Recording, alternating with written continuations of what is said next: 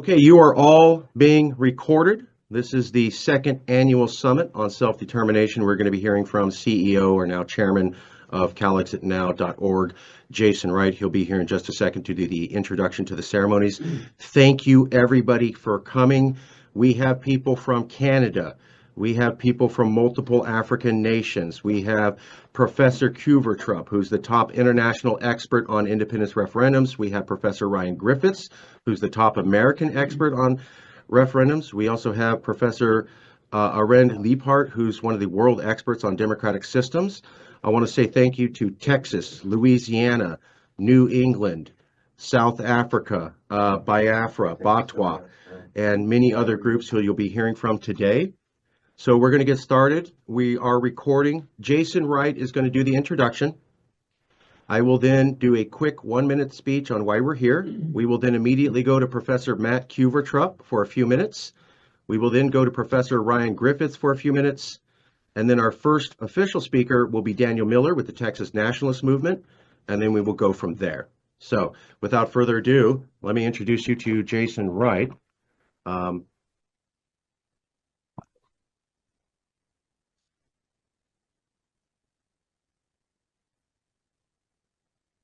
You're on. Greetings and welcome to the second annual Global Summit on Self-Determination. I am your host for today's event, Jason Wright, the chairman of CalExit LLC, head of the California Independence Movement. I will be joined by my co-host, Professor Dahl, who is simul-streaming right now to other folks around the world. Thank you very much, Professor. I would like to firstly thank all who have shown up to participate in this historic, groundbreaking event. We all are movers, shakers, history makers, risk takers, and freedom seekers. From leaders of independence movements in the USA and NGOs across the world, to presidents and governments in exile, from cultural superstars and humanitarians to world icons and religious leaders, we have joined together some of the greatest hearts and minds humanity has to offer. Here, together, we stand united in our common goal, our mutual ambition of prosperity and freedom. We seek freedom from oppression from myriad forms, be they cultural, economic, educational, medical, governmental, societal, or even structural. All forms of oppression must be met with this form of legal and peaceful resistance. Though many of us have faced persecution for our desires for freedom, we continue to move on. We continue to move forward despite the chains around our wrists. We move forward out of spite towards those who tell us we can't be free. We move onward, away from those who wish to subjugate us and our future generations. We move away from hatred and usury and toward a compassionate society based on fundamental principles such as the right to self-determination, the right to discuss, learn, and grow, the right to clean air to breathe, clean food to eat, and clean water to drink. We crave these most basic of human desires, not only because they abound around ourselves, but also because we are denied them, because of the ways in which so many of us all are deprived of these things every day. We join here together to make our stand peaceably and resolute. We demand basic human decency and the right to be our own culturally significant selves. We demand to be seen and heard, and we demand to have our rights respected. Today, we will hear from groups across the entire world. We will hear things that will bring tears to our eyes. We will hear things which may leave us feeling shattered in our very souls. Fret not, though, for this means you, too, have compassion. We will hear heartbreaking stories, but we will also hear the uplifting ones. So many of us around the world have been working to help save and free our brothers and sisters. We will hear from people of strength and conviction. We will hear of connections made and friendships forged. Then, let us not forget that we are all here together in a common pursuit. Let us share space, break bread, and strengthen each other. Let us live in our compassion while we listen to the horrors so many have experienced. Let us remain hopeful as we hear of these tragedies and atrocities, for we are here together. Let us remain resilient. We are here teaching, healing, standing up for ourselves and each other. And together, we can change the world for the better. Together, we can begin the process of healing the world one people at a time. We here at the United Self-Determined Nations do hereby declare our legal pursuit of our fundamental human right to self-determination. And with that, the annual Global Summit of Self-Determined Nations is now in session. Awesome. Thank you all again for being here. So I'm going to do a quick speech on why we're here, and then we're going to go to Professor Qvortrup, Professor Griffiths, then Daniel Miller, and we'll go down the line, starting with the studio, and then we'll go to everybody else around the world. Thank you all for being here. We've already seen some of the benefits of this. So real quick, the reason that we're doing this is because we kind of stumbled onto a gap. We did this a year ago. We had one or two other countries come and a bunch of different American states. And we said, it was Jason Wright's idea. And then he said, well, let's try a bigger one.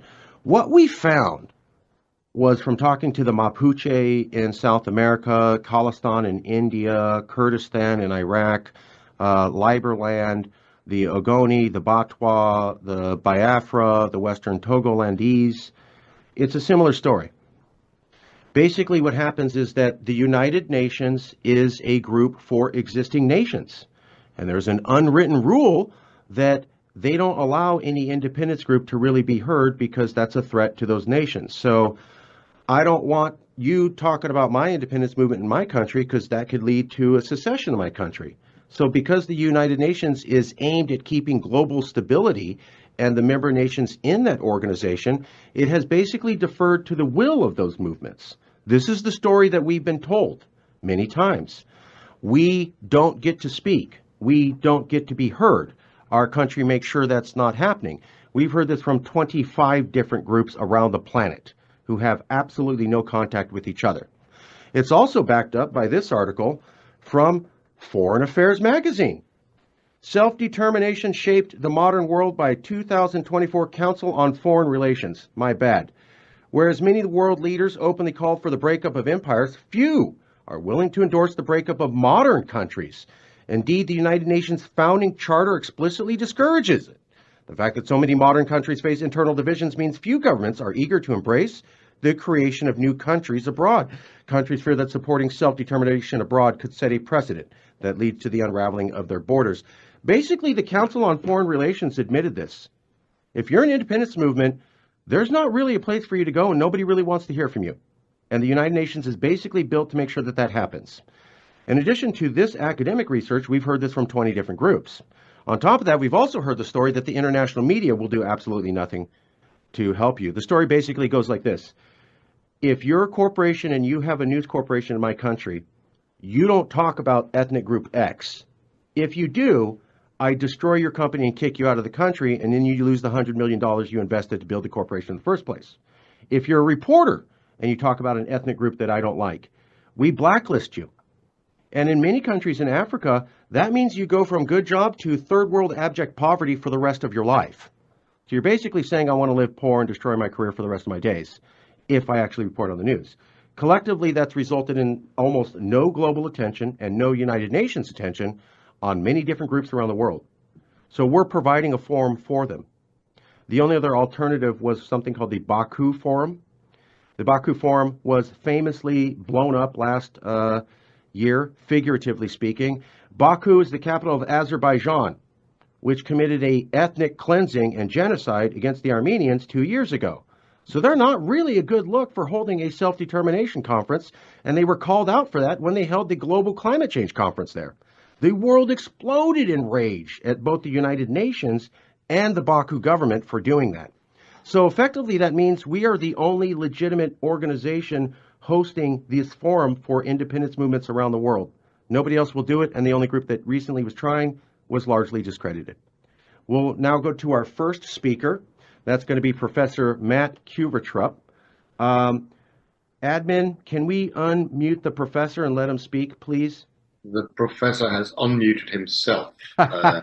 Please, Professor, please. Thank you. Thank you so much, Mr. Evans. It's actually a bit wrong that I'm the first speaker here, because my good friend Arend Lijphart and my good colleague Ryan Griffiths are way more distinguished than me, but be that as it may. So I'm here well, for several reasons, really. I have written a book which I can show, and now I'm going to be laughed at because it's called I Want to Break Free, and it's basically it is what it says on the tin.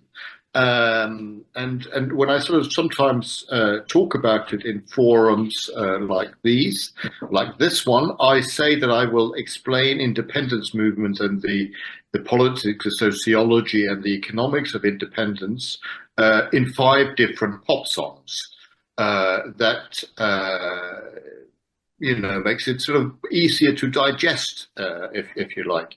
But before I get on to my playlist, as it were, I would say a few things about this that probably make me qualified to do this. I can see that there are people from Biafra, and my parents indeed were in Biafra at the time when the war started there. So I was literally born into being interested in this, and when I lived in Canada as a young man, as a child, the Québécois wanted independence. I did not live in the French-speaking part of the country, and my history teacher rang my parents to say they were concerned about my interest in the independence. In the independence movement there when I was 12 years old, and then when I started at university and also when I started my PhD, the Canadians, or the Québécois, were added again, and then I wrote a thesis on referendums, which was later published as a book.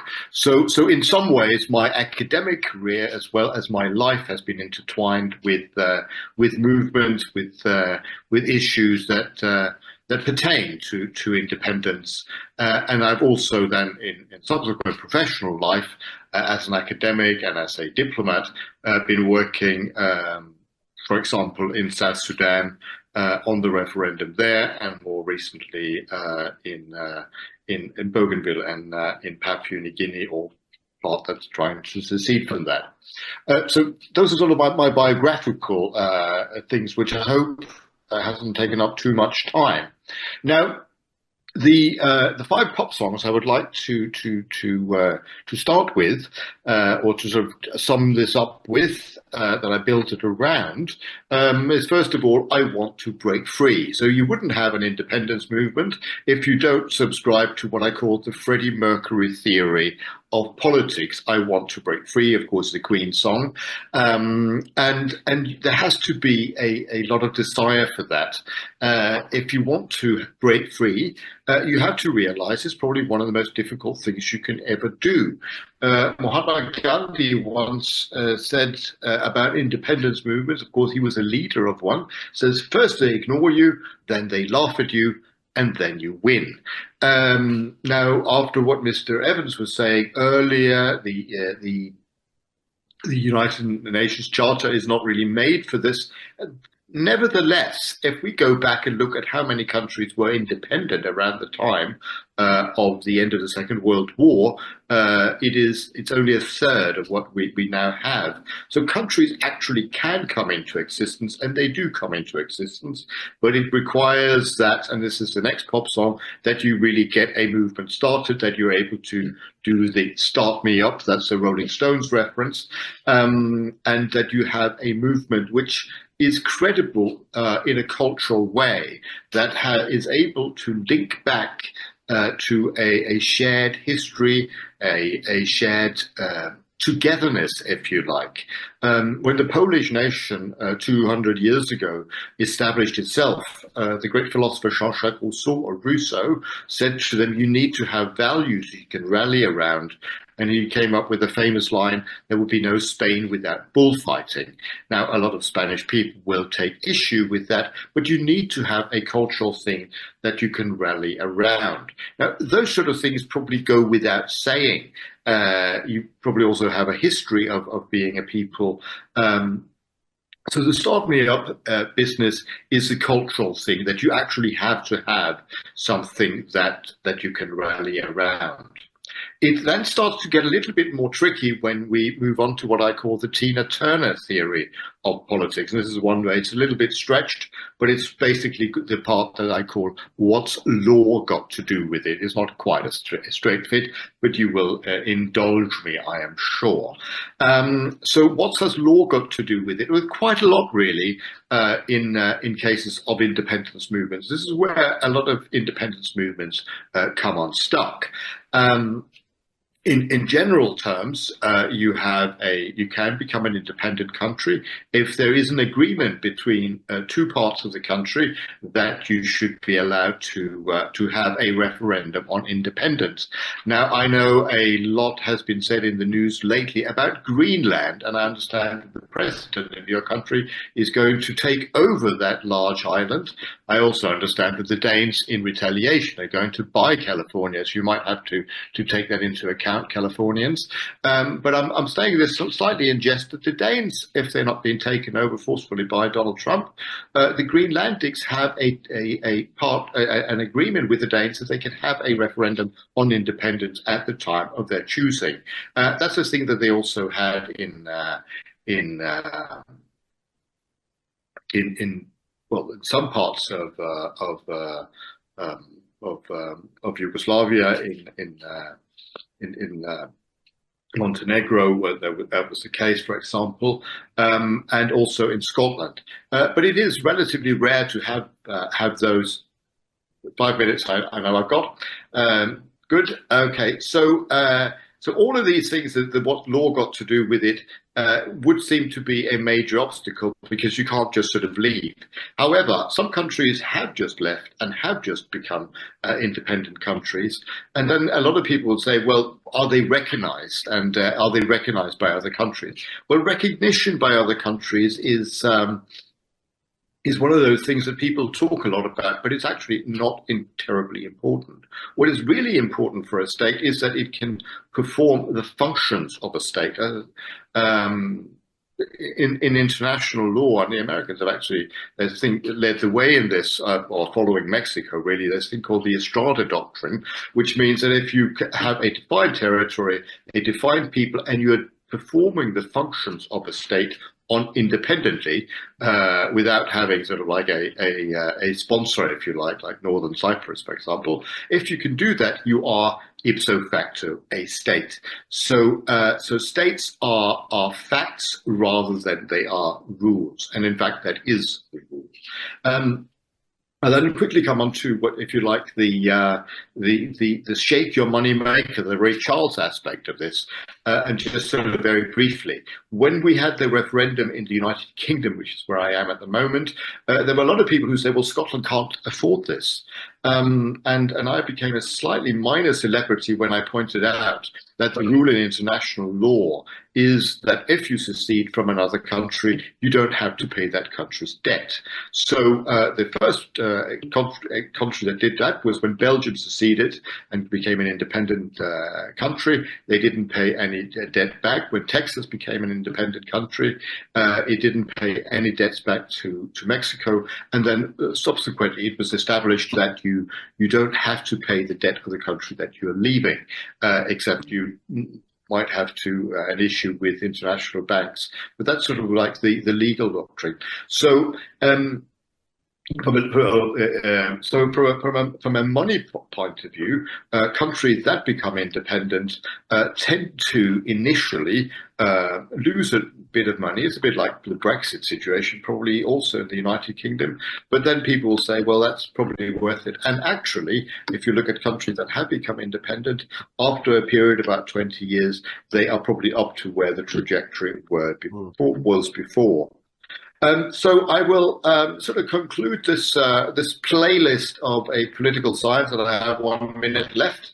And I will conclude it by moving on to what I think is also a Californian singer. I believe Neil Sedaka was from California, or if he wasn't, then, and we're not talking about Oh Carol here, we're talking about breaking up is hard to do.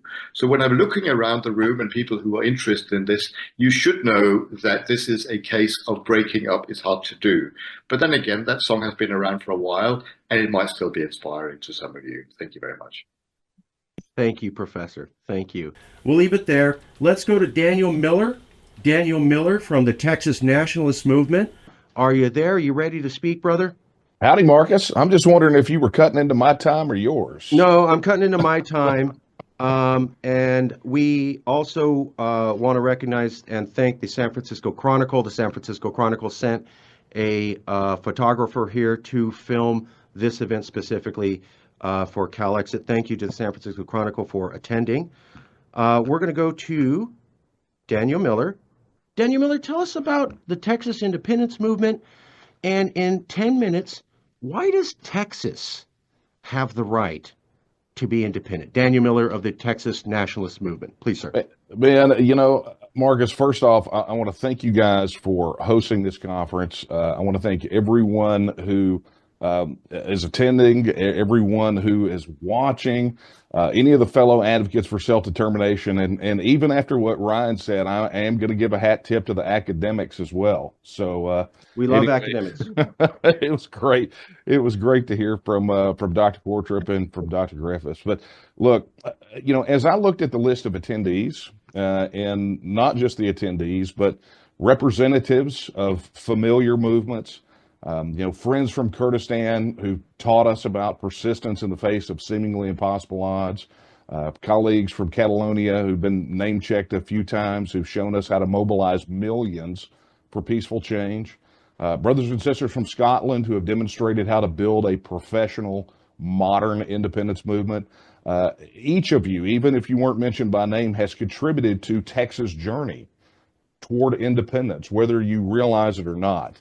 And I go back to French philosopher Ernest Renan, who told us that a nation is a soul, a spiritual principle. You know, he understood that nationhood isn't born from borders or bloodlines, but from the daily choice of a people to live together in freedom. In Texas, we've lived this truth since 1836, and I see that same truth reflected in each and every one of your movements. Now, one of our founding fathers here in Texas, Sam Houston, when he and the Texian army stood victorious on the battlefield at San Jacinto, he didn't just win a battle. What he did was he proved what we all know in our hearts, that the will of a people to govern themselves cannot be forever denied. Santa Anna, the dictator of Mexico, had an army of trained soldiers, artillery, and the backing of a powerful central government. The Texians had something more powerful, an unshakable belief in their right of self-government. And I see that same belief in the eyes of every one of you on here today, who've maintained their identity, whose push for self-determination has continued despite centuries sometimes of opposition. And so, you know, I'm reminded of the words of Terence McSweeney, who gave his life for Ireland's independence. And in his book, a collection of essays, Principles of Freedom, he declared, and this is a quote, he said, "Wherever our flag is down, lift it. Wherever it's challenged, wave it. Wherever it's high, salute it." These weren't words for him. You know, he died after a 74-day hunger strike, proving that the spirit of independence cannot be crushed by force.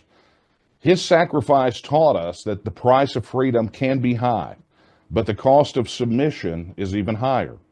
Our friends from Tibet understand this price all too well, yet they persist in their peaceful struggle for autonomy while under the thumb of an autocratic totalitarian regime. So to those of you that are potentially here from Catalonia, your recent experiences with Madrid, as Dr. Griffiths talked about, mirror our own challenges. When we see Spanish authorities attempting to criminalize self-determination, we're reminded here in Texas of how the federal government tries to delegitimize our own movement. Yet you've shown us how to maintain dignity and purpose even when faced with state opposition. You know, today in Texas, we face our own challenges. Granted, many of those challenges are not nearly of the scale and scope that some of your movements face, but they are grievances nonetheless. You know, we, in fact, overpay anywhere from $103 to $160 billion annually into the federal system, essentially stealing money from Texas taxpayers to fund wasteful bureaucracy and programs and services that, in fact, are contrary to the values and the wishes of the Texan people. But, you know, it's not about money. It's about control. And so to our friends from Scotland, doesn't this sound familiar? Or frankly, to our friends in Catalonia or many others on here, where they take from your pockets to fund endless bureaucracy or even your own subjugation. For example, like in Scotland, Westminster's control over the North Sea oil revenues. That same bureaucracy that can't count how many agencies it has or how many laws are on its books want to micromanage every aspect of our lives. Now think about that. These governments that typically hold us in chains literally cannot count their own agency or laws, but they claim to have the right to rule over us. And then think about Quebec. Their experience with 2 independence referenda have been invaluable to our planning. You know, you've shown us both what to do and what to avoid. When opponents used Project Fear tactics in 1995, they wrote the playbook that would later be used against Scotland in 2014 and against Brexit in 2016, and is being used against many of us right now. And because you experience those things, we're better prepared to counter these tactics.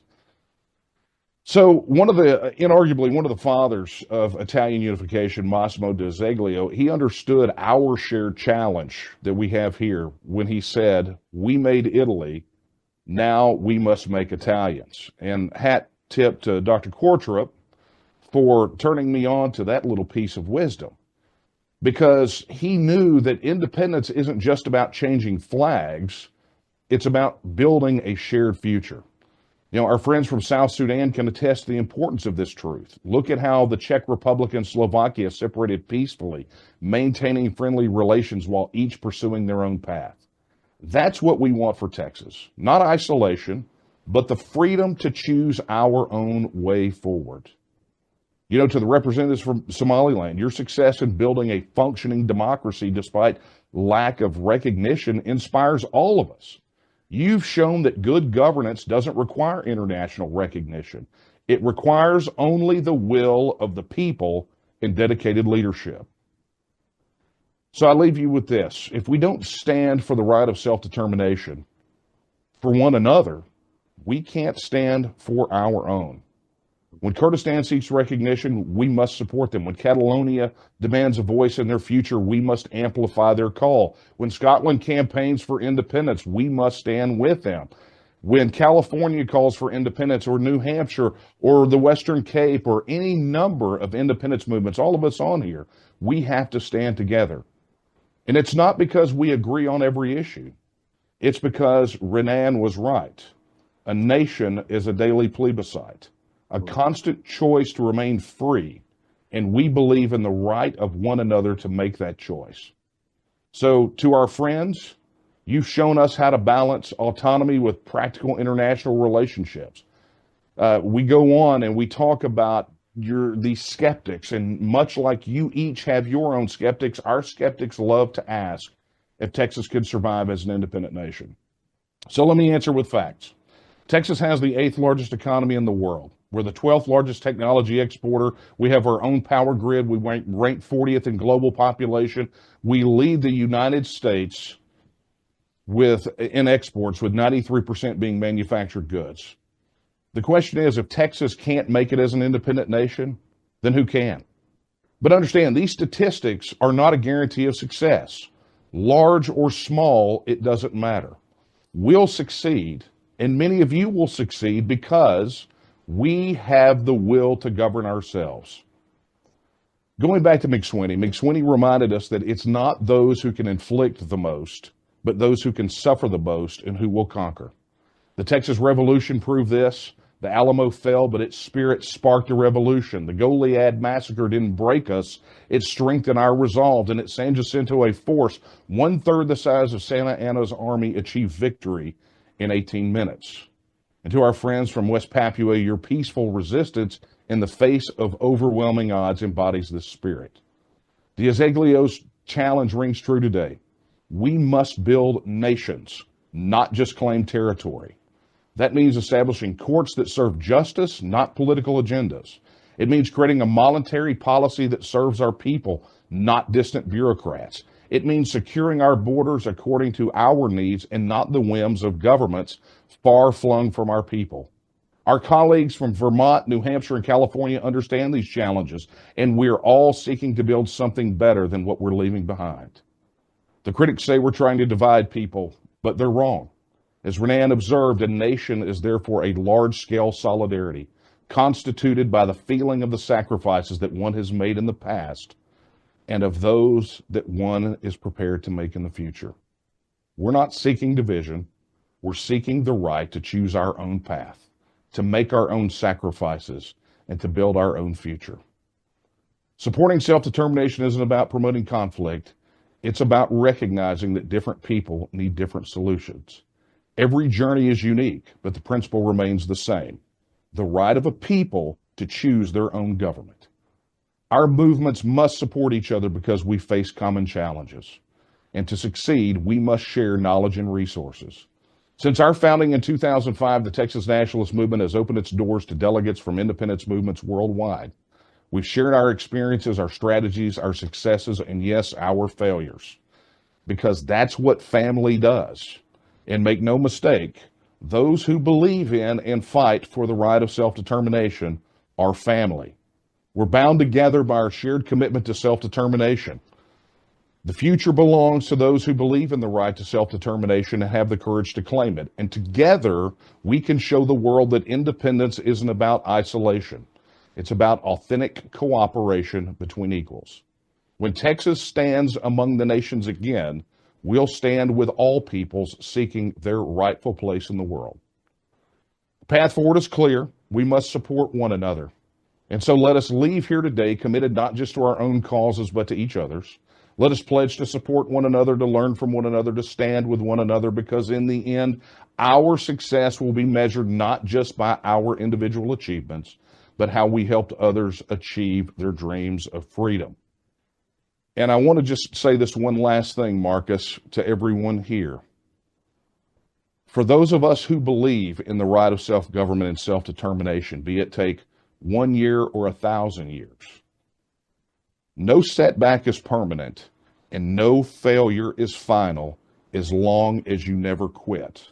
So thank you all. May God bless Texas. May God bless all the people seeking their rightful place among the nations of the earth. Thank you so much. Dan Miller has been a true friend of our movement. We have admitted to each other that we don't share values, but he has been very helpful.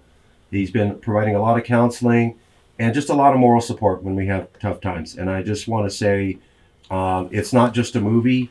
Texas and California can work together. So we'll leave it there. When you say counseling, that sounds an awful lot like therapy. No, we'll stop. We'll stop there. We're going to keep it professional. I just want to show you guys something. Here's Jay. Here's me. Emily, Vermont. I don't know. From Biafra.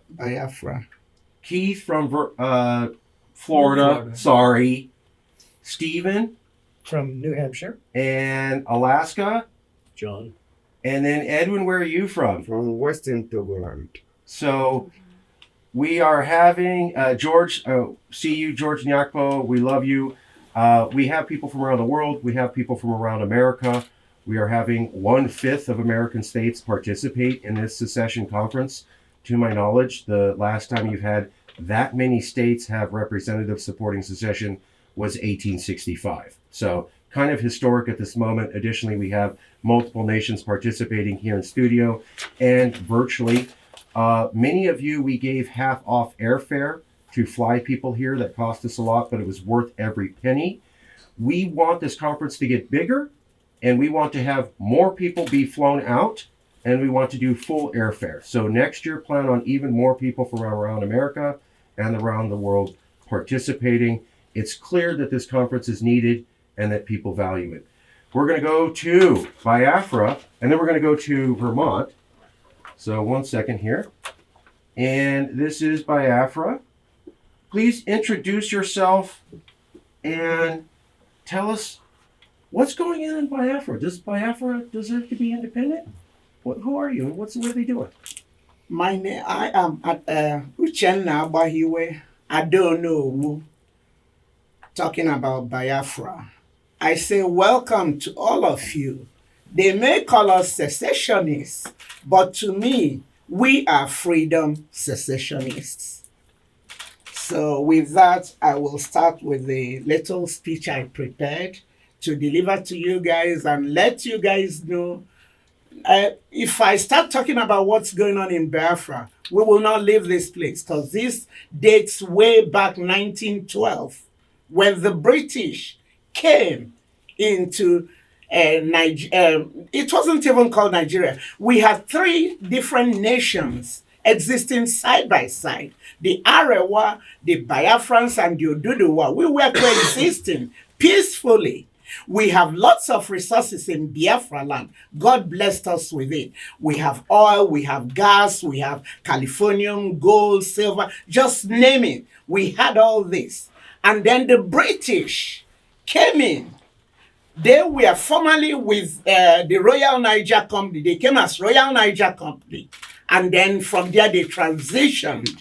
And when they saw all the wealth in Biafra land, because the deposit of oil in Biafra land is more than what you have in Saudi Arabia. When they first came to Africa, all these German, British, all of them, they divided Africa on a sheet of paper, which is not supposed to be. They left so soon after the scrabble of Africa.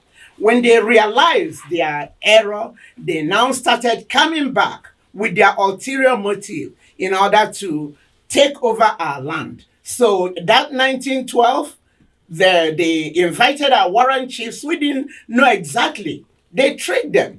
And then by 1914, the British has already amalgamated the 3 independent nations.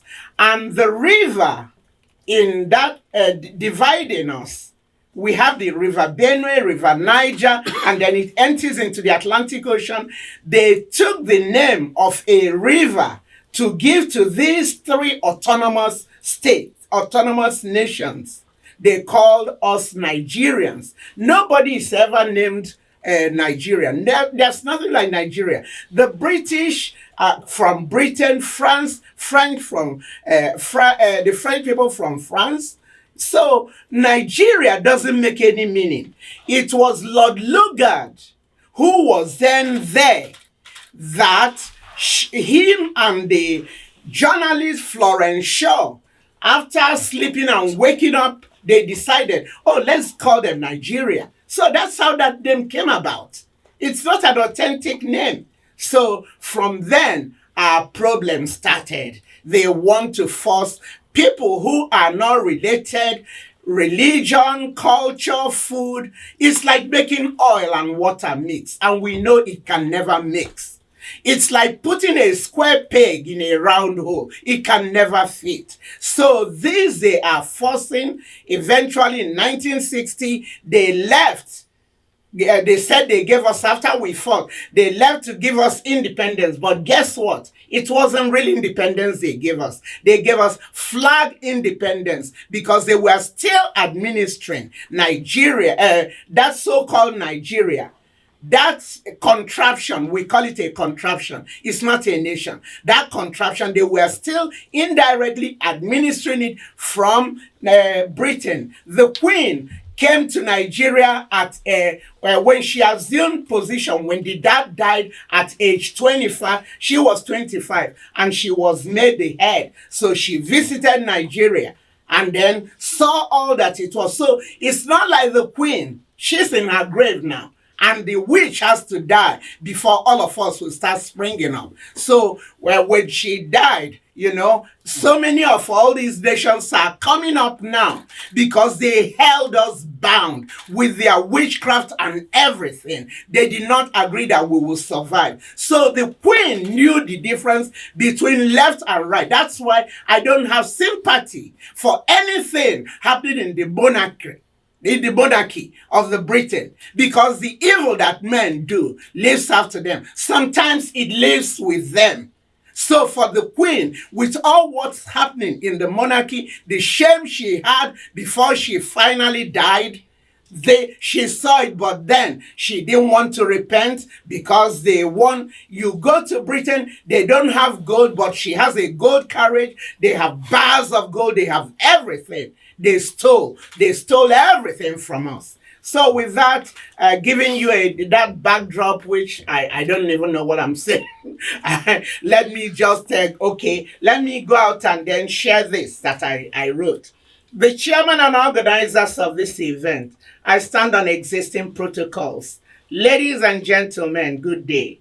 I am here to address you all, to throw light on the plight of the people of Biafra and why we want freedom to have our own separate country from Nigeria. Thank you so much. Now we're going to have the top American expert. That's right, we're bringing the top experts on independence to you at this forum. Professor Ryan Griffiths of Syracuse University. That's right. Oh, there you go. That's just, that is a cover image of a book that I have coming out later this summer. I appreciate you guys putting that up there.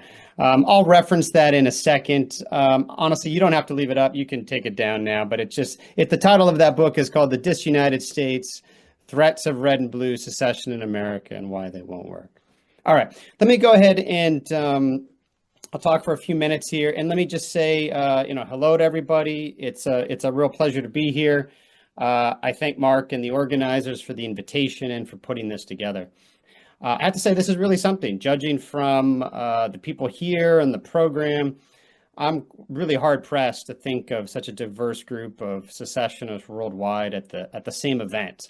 So it's pretty cool to see. It's also nice to see colleagues like Matt here and to learn about his new book, which I didn't know about, but I just put it on my Amazon guest list, and as well as Dr. Lijphart. Just briefly about me, I am a scholar who has written about secessionism globally and historically, the long-term patterns, when it works and when it doesn't. As the graphic showed a minute ago, I recently focused my attention on secession in America and have a book coming out later this summer. I should say that I'm a scholar on the subject, not a practitioner, and so for both professional and ethical reasons, I've attempted to remain as neutral as possible when interacting with different movements, with only a few exceptions. So with that, I'm going to make two general points. One is very short and one is fairly lengthy, all right? The short point is that I think that having studied secessionist movements for going on 20 years now, that I think that they are fascinating things to see and quite often beautiful things to observe. These are observations based on fieldwork and interviews with different groups globally and a variety of different settings. I've found that there's always a celebration of culture, of camaraderie, of nation, and a sense of hope. They can be quite stirring. So that's the first point, just a recognition, if you will. The second point, and this one is lengthier, a bit more sober, a bit more hard-nosed and analytical. And I should say, I don't mean to dampen the fire of the meeting, but I'll just weigh in on what I think about the project of secession, which is to say, in general terms, it's a long and difficult road. And I think this was communicated to in Mark's comments at the start, as well as in Matt's comments as well. having studied movements over over the last 100 years, back even to the 19th century, there are many secessionist movements, many that we've never heard of, and most fail to achieve their end. So it's not the highest success rate. And let me just be clear, when I talk about secession here, I define this as a process whereby a region in an existing sovereign state separates to form a new recognized independent sovereign state. Okay. By that definition, the last successful secession was South Sudan in 2011. That's a definition that would exclude other forms of separation or even secession that people often talk about, but they're fundamentally different, such as cases like Brexit, right, where a sovereign state separates from some international organization, and also lower level forms of secession, where maybe a part of a municipality separates from one and forms a new city, or part of a federal unit breaks away to join the neighboring one. An example in the American context is the Greater Idaho Movement, where some counties in eastern Oregon are seeking to exit Oregon and join the state of Idaho. All right, that's the different form of secession that I'm not talking about. I'm talking about the attempt to form an independent state, which is what most of the efforts here today, I think, are about. And it's not an easy process. Breaking up, I think this is one of the songs Matt talked about. Breaking up is not easy to do. All right, it's hard to do. And a major reason why that it's hard is that the existing set of sovereign states, what I refer to in a book I wrote 2021, I call the Sovereignty Club. They get to determine which state should be recognized. Right? This is something that Mark brought up earlier. This is a club that consists of the full United Nations member states, roughly 193. And this is more than just an analogy. This is analytically, there are club-like characteristics here, because a secessionist movement has to apply to that club. Right? You have to put in an application. You literally tender an application to the United Nations that then has to get worked through the Security Council, and there's lots of veto points along the way. Getting into that club is more than just of symbolic value, right? There's very real value to being in that club. It gives an aspiring nation what we call an international legal identity, with which they can do a number of things. They can conduct commerce with other states. They can access financial aid. They can join international organizations. It also affords them a measure of security, of protection, of territorial integrity. All right, these are very real things. And to see, as a point of contrast, there are aspiring states out there that function like states in most ways, like Northern Cyprus or Somaliland, or until about a year and a half ago, Nagorno-Karabakh, that were relegated to the margins of international society, but because they cannot get into that club. All right. And that handicaps their functionality. Now, there are many factors that influence how that sovereignty club evaluates an application. And of these, the biggest is the position, or the wishes, if you will, of the sovereign state that has formal legal control over that secessionist region. All right, we'll call this the home state. So for California, the home state is quite obviously the United States of America. For Iraqi Kurdistan, the home state is Iraq. For Tibet, the home state is China. And the wishes of that home state are extremely important, because the international community is generally reluctant, to recognize a secessionist movement in the absence of its home state's blessing. There are cases where they've gone around it, but it's rare. All right. And therein lies the rub, because that's the way the international system is currently set up. There is, again, as was mentioned earlier, a conservative, a status quo bias to it. It sort of protects the existing set of states. So what that means then is that in the end, every secessionist movement is going to have to deal with its home state. It's going to have to work through it, to convince it, to persuade it, perhaps even coerce it into permitting its independence, right? But sovereign states don't usually like to do this, all right? They may be attached to the territory on an emotional or national level, as the Serbs are with Kosovo, a breakaway region in the south. They may see the territory as too valuable, all right? Perhaps the United States government will be reluctant to give up on certain key territories because of the resources, etc. But I think most importantly, when governments respond to secessionist demands, they have to be aware of the potential for precedent setting, all right? And that is, by permitting the secession of one region, they may encourage or green light, if you will, the secession of other regions, and thereby open the door to their own dissolution. This is a problem that many countries face. It's an issue that would hold in a secessionist effort among the federal units of the United States.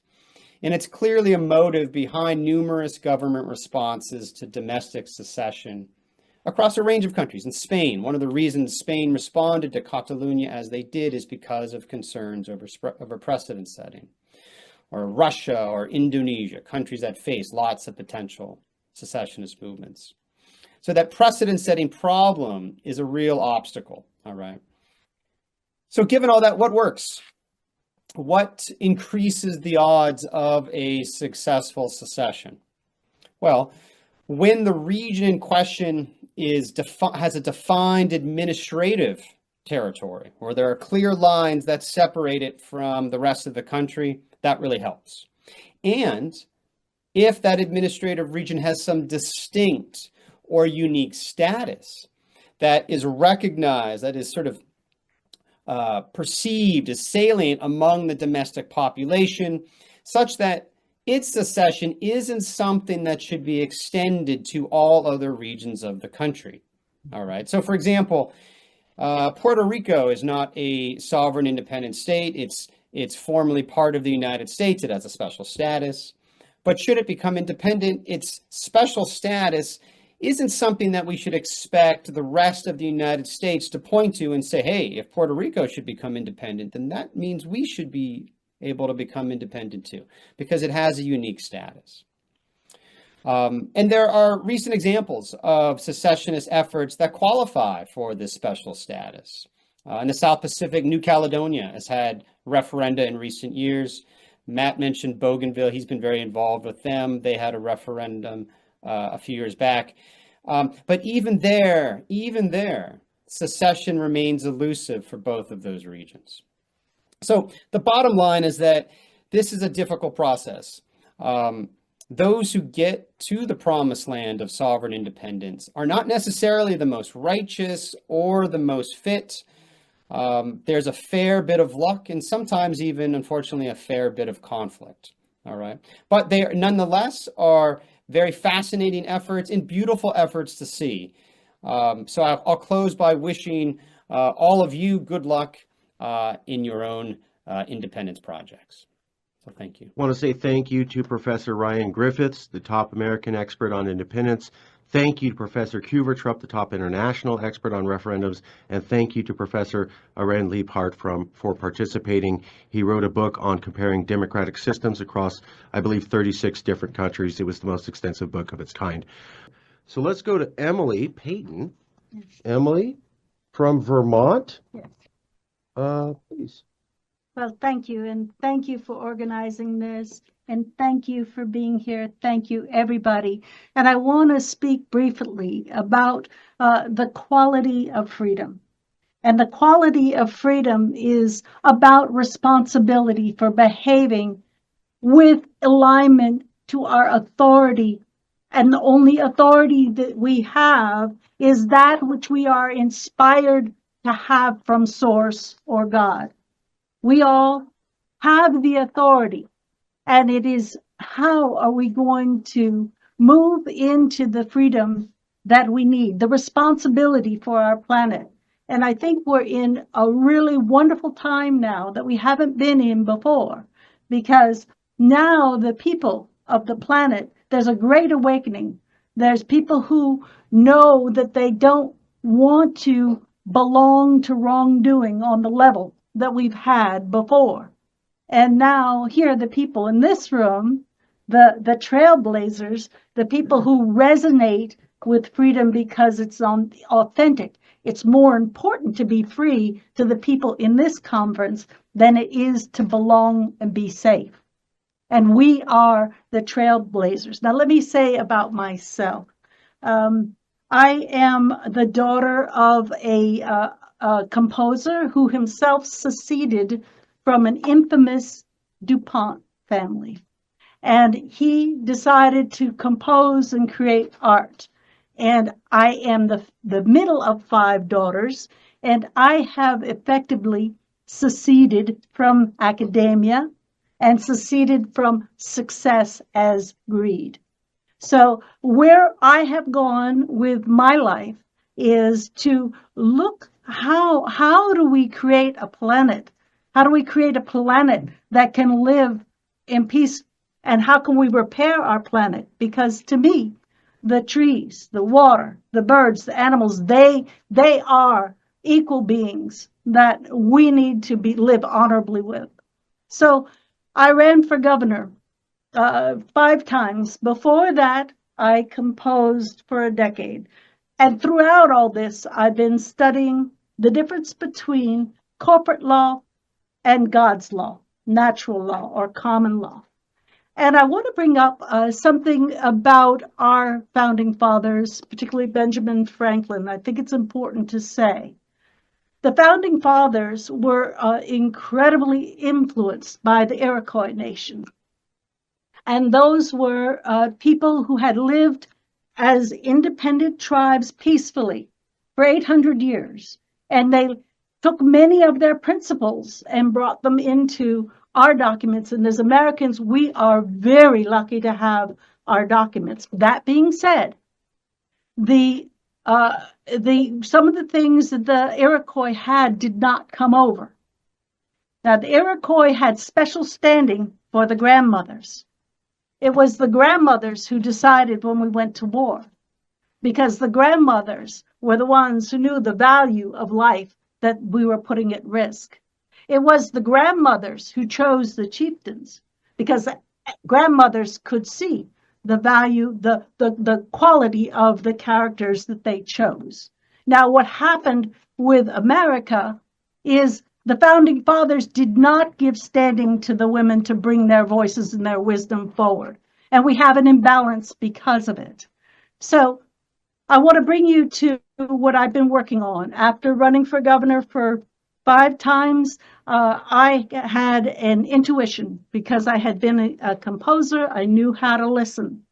And I got an intuition about how we can structure ourselves economically, because it is important to recognize the master of the globe. It's been spoken of it. It are the money masters. We are all controlled by those who control our currency. So what I've been working with is I've gathered a team of people. I've vetted this. This came from source. It came from God, this plan. And you can find it on alliance.land. You can go there, or edensbay.earth. Let me try to bring you into it. What we have is we have a great awakening of humanity. And what I call that is the Great Alliance. Now we need to get the empowerment of a currency that those who are humane and who believe in the capacity for us to be free and be peaceful and sovereign in and of ourselves.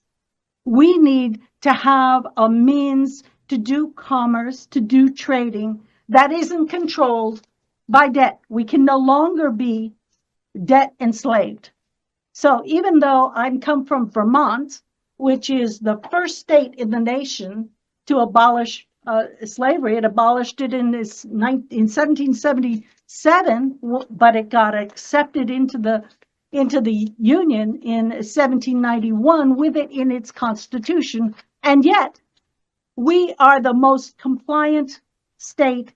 We have such a high tax burden, and all that is what it is. But so what I have designed is an alliance, and I'm working with a team, the Alliance Foundation, and everybody can be a member of the alliance and design their own cause, their own group within the alliance. And what we simply do is we bring our public currency into a membership that we can afford. And then what the alliance does is it offers a pool of money for people who are in the alliance to spend into the whatever their needs are, and to do it not as debt. This is what's so important, because the Iroquois people and people who live in peace don't live in debt to one another.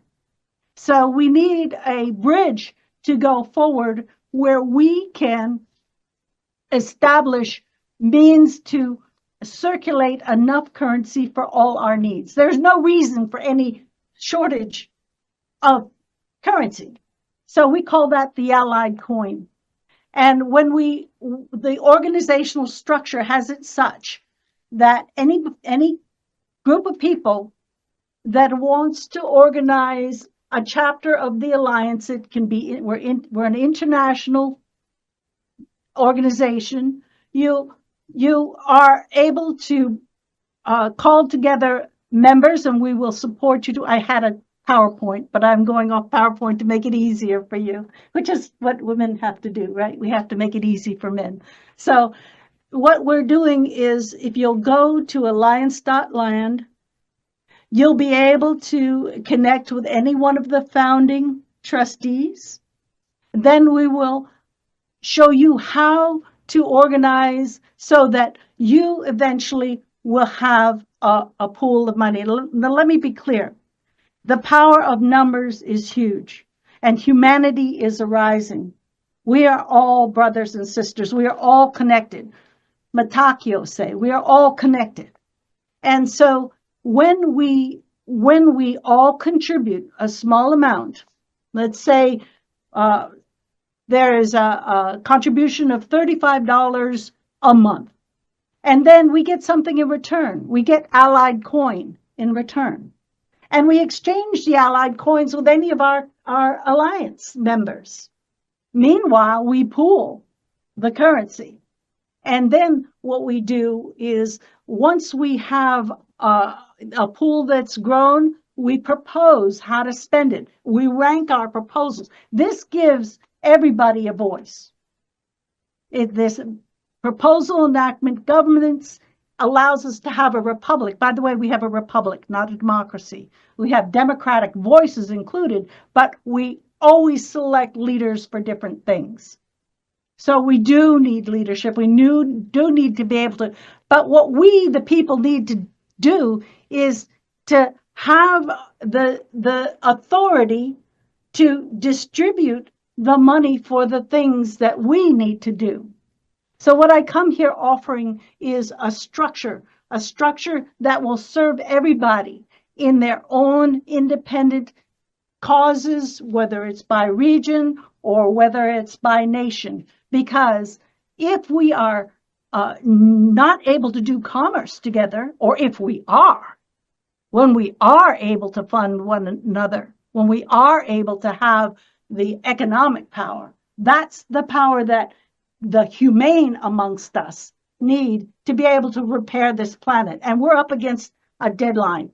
This planet needs us. So thank you, Marcus. Thank you, Jason. Thank you for having me. I want to say thank you to Emma. Perfect. You on me? Yeah. Yep, you're framed. He's Okay. from Florida. Why does Florida need to be independent, Keith, from Florida? Well, it's the first answer to that question. You've just heard 10 answers to that question, I think, here. We're going to hear 10 more. and I'll go through it. I'll talk about it specifically in Florida a little more detail. But I think overall, you're hearing a lot of the same story. It's about oppression from some central government, and the way that our central government's formed is all similar. It's somebody combined a bunch of different peoples, a bunch of different nations, a bunch of different states. But I hear at a top level, I'm hearing the same story. And interestingly, it's over and over, we hear it's from the British. And nothing against Britain today, or England today, but go back a few hundred years to the British Empire. That seems to be a key to the story. As there's a little side, and again, this isn't a dig on Britain, but average once a day, some country in the world celebrates its independence from Great Britain. And I think a few people here were talking about that. Anyway, as far as Florida goes, back to Florida specifically, often just start talking about numbers. This is kind of a practical question. So I'm going to spend 1 minute on Florida numbers. So Florida GDP is 1.3 trillion. As an independent country, it would be number 17 in the world. The population's 23 million. It'd be number 57 in the world. Size-wise, it'd be about 120. It's got 10 major seaports. One advantage Florida has as independent. It's got 1,350 miles of coastline. Very hard to blockade Florida. Jacksonville, Tampa Bay is the biggest, 33 million tons a year. So there's a lot of sea trade out of Florida, in and out of Florida. It's got two of the biggest top 10 airports in the United States for shipping and travel. 8 billion a year in farm sales, 65 billion a year in manufacturing. It's the number one state in the U.S. for tourism. So kind of the numbers just say Florida would be in the middle of the road in the wide range worldwide in countries.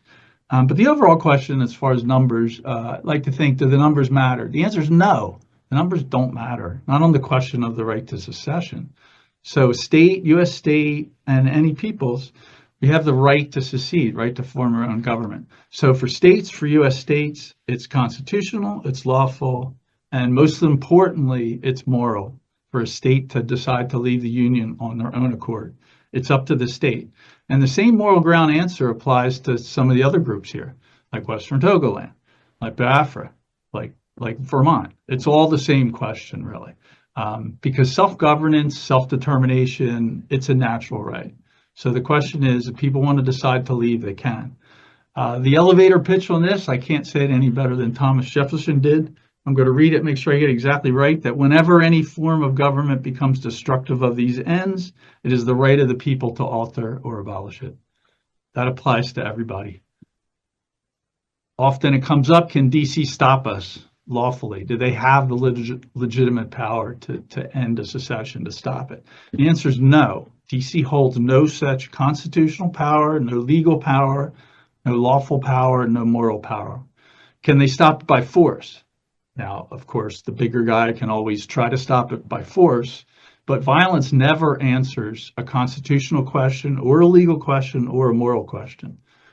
As David Friedman pointed out, violence is such a poor answer to problems that it's only used generally by small children and large governments. That's David Friedman. Anybody who objects to the right of secession today, I like to point out that in the United States, you've been on the side of King George in 1776. It's the same question, has the same answer for people that are rationally consistent. As former president of my state said, Jefferson Davis, a forced union is a political absurdity. So if the union is held together by force, it's not a union. We all know what the word union means. That's not what a union is. I want to just touch on like the concept of liberty and decentralization versus unification. So what we see in the United States, in Nigeria, as she brought up, you see this centralization of power where peoples are combined, nations are combined, groups are combined, states are combined in the United States. A great example of this is Germany. So in the 17th century, Germany had 234 countries, 51 free cities, and 1,500 independent nightly manors. Tom Woods brought this up in a Mises Institute talk many years ago. I still follow this one. Eventually, by 1871, we had German unification. So it went to that wide, decentralized area and then became unified. And so the question you have to ask is, say Hitler got elected to be the mayor or governor of the city-state of Linz, where he was from in Austria. Like, what could he have really accomplished if there was still 1,500 independent knightly manors and 234 separate countries that made up what eventually became the German Empire? So that's just look at what centralization did versus what unification did versus decentralization. So to me, the solution of these problems that everybody's been talking about, it's decentralization. It's to end the relationship. In the United States case, we would secede from the Union, peacefully walk away. I look for a definition of this, and it's hard to find one because people manipulate the definitions for what it is, but ChatGDP was a great one. They said, secession is the act of formally withdrawing from membership of an organization, federation, or political entity. That's what we're talking about when we talk about secession. So secession, number one, is not rebellion. It's nothing to do with rebellion. It's not treason. That's not what either of those words mean. Secession is peaceful. Secession is always peaceful. So any force, any violence, any war that comes in response to secession, it's always because some tyrannical aggressor objects to losing control. They may be losing control of people, land, resources, but they're losing control, and that's why war happens. The key to liberty is decentralization. So in 1900, there were 78 countries worldwide. Now there's about 196, depending on how you count. You count the Vatican, but went from 78 to roughly 196. Europe's countries doubled in the last century. And almost all of these happened because of peaceful secession. It wasn't a war. The Soviet Union broke up. When I was a kid, if anybody said the Soviet Union is going to peacefully break up because Latvia and Estonia are just going to secede and say, I don't want to be part of this anymore, people would have said you're crazy. Like, that could never happen. Yet that's what happened. So if America can't break up, if Florida can't leave the Union, if any state in the United States doesn't want to walk away, then what you're saying is that Washington, D.C. is more powerful, more tyrannical than the Soviet Union was under Joseph Stalin and Vladimir Lenin. Like, is that what you really think? Maybe it's true. But anyway, I think the Soviet Union broke up peacefully. All empires end eventually. History of all the world shows that empires end eventually. They all collapse. They always have. So there's no reason to think that this particular one won't collapse eventually. And watching what DC's doing, it sure looks like it's going to collapse. When it'll happen, I wouldn't predict. But my opinion is that getting out before the collapse will be better than waiting until the end. I don't think we should wait till the end. So everybody knows what DC is doing to us, the imperial city. Ask yourself the question, if you're pondering this one, are we in a good, satisfying, mutually beneficial relationship with DC? It is really the same as the marriage. So I have to credit Daniel Miller for first asking this question of me, but would you support joining the United States now as a new member state? So if you were independent, would you voluntarily become a member of the empire ruled by the imperial city of Washington? Would you choose to be ruled by all the administrative agencies and their 90,402 pages of rules and regulations? I wouldn't do that. You want to be ruled by presidential executive orders, the Supreme Court, a bunch of politically connected lawyers, their opinion, lobby interests, and all their money. By that I mean Congress. I wouldn't choose to be subject to federal taxes or 37 trillion in debt funding continuous wars. I'm going to end it with something from the Declaration of Independence. This is another quote. He has erected a multitude of new offices and sent hither swarms of officers to harass our people and eat out our substance. That's why I think we should leave. Thanks. Wow, well done, well done. We're going to go to Stephen. So Stephen is from New Hampshire, and he has been an advocate for New Hampshire independence for quite a while. He's well-spoken, well-educated on it. Stephen, why does New Hampshire need to become independent, sir? All right, so I'm going to be the dissenting view here. I'm actually not going to argue that New Hampshire needs to secede, but I'm going to argue that I hope it does eventually. I'm going to be, my views are going to be quite different from a lot of what I'm hearing here. Please. Okay. What's special about New Hampshire? It is the home of the Free State Project. Many of you have heard of it. It's a movement to try to get libertarians from all over to move to New Hampshire to make the state government more libertarian. I was one of the earliest movers 21 years ago now. So many Free Staters support secession. Not all of them, but many of them do. And there are, by my count, at least 6 organizations in advocating for New Hampshire secession. I am the founder of one of them. It's called the Club 75 Alliance. So Club 75 refers to people whose income is $75,000 or more. That group makes up 29% of taxpayers, but they're paying 90% of all federal income tax. And I am encouraging them, along with people who just don't like income tax for whatever reason, to concentrate themselves in New Hampshire and then negotiate peaceful secession. So the aims are somewhat similar to the Free State Project, but we're focused on freeing ourselves from federal income tax with that specific goal. So again, my view is going to be very different.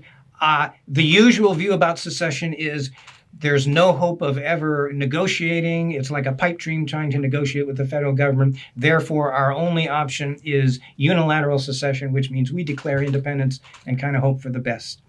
My view is just the opposite, that the federal government, not only do they have this huge army, but they are also very good at spin. They can easily paint us out to be dangerous radicals who need to be put down by force. So I don't want to make an enemy of the federal government.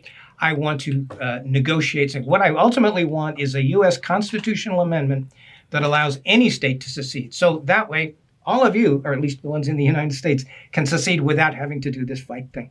That is what I would like to see. And I think the way to do that, the key point is you don't start by talking to the federal government. That's the last thing you do. The first thing you do is win over the hearts and minds of the American people. And the way you do that is the same way advertisers get anything across, is you convey a message which is not offensive, and then you repeat it over and over and over. That's how all advertising works. So we want to convince people that secession is a good thing. That means I don't want to talk about how the federal government is tyrannical or abusive or whatever. That may all be true, but it's not the way to win over the average Joes out there. I just want to say, in the case of New Hampshire, I want to say, look, we want small government here in New Hampshire. You all like big government here. That's all fine. Secession allows us to have the small government we want. The other 49 states keep the big government they want. Everybody's happy and we can all stay friends. So when I'm talking to people about secession, I like to start with July 4th, and I'm going to allude to a few things that Keith said. We were born out of secession, obviously. And that already, so July 4th is, we're celebrating the secession of the American colonies from Britain. And that already gets people to think that at least in some cases, secession is a good thing. At least in certain cases, secession leads to a positive result. And it also gives us talking points for discussions with people who oppose secession. So if somebody opposes the secession of Texas or California or Florida or New Hampshire, whatever their specific objection, imagine that King George had made a similar argument. For example, we get a lot of people saying, well, if you don't like America, you're welcome to leave. You're welcome to move to Somalia or some other part of the world. But the United States government owns that land in Florida or Texas or whatever. And so no secession for you. So then imagine that King George had similarly said, hey, you colonists, so sorry to hear that you don't consent to our government. And you all are welcome to move to some other part of the world, but the British Crown owns that land. The British Crown owns Virginia, Pennsylvania, New York, so no secession for you. Would that have been a valid moral argument? Okay, so now suppose somebody says, well, 200 something years ago, secession might have been reasonable, but in modern society, it doesn't make sense. Well, let's take a look at some secessions that have happened in modern times, like in the last 40 years or so. East Timor, as somebody mentioned, seceded from Indonesia. Eritrea seceded from Ethiopia. Obviously, Bosnia seceded from Yugoslavia. That was got quite a bit of press because it happened in Europe. But all of those secessions eventually were recognized by the United Nations. So presumably you would agree those secessions were justified. So I want to get people, the American public, and really world leaders everywhere to think long and hard about this question. In view of all that, when is secession justified and when is it not? And in the cases where it is justified, can we please, pretty please, let it happen without a war? Like the Bosnian War, 100,000 people were killed, 40,000 of them civilians. Couldn't we skip that step and just go straight to, okay, you peacefully secede? Okay, one other thing we get is people saying, well, you're trying to destroy the United States. Well, that's not true. So like when East Timor seceded from Indonesia, did that destroy Indonesia? Of course not. When Ireland seceded from the UK, did that destroy the UK? No. We want to make the case that actually secession, not only is it a good thing, but it can actually make the parent country, or as Professor Griffiths said, the home country, stronger. Because the people who don't want to be there are now out, and the people who remain, presumably they are the patriotic ones, they will actually make the home country stronger. There are some cases that have been alluded to about where we've done it peacefully, where secession has been done peacefully. The big example, of course, is the independence of India. Mahatma Gandhi insisted on doing it peacefully with using nonviolent techniques. Somebody mentioned the Velvet divorce of Czechoslovakia. And of course, Brexit, which, as Professor Griffiths pointed out, the European Union is not a sovereign nation, so it doesn't really count as a secession, but a lot of the points are still there. The European Union is still imposing laws on Britain, and so they wanted to be free. All right, what else to do?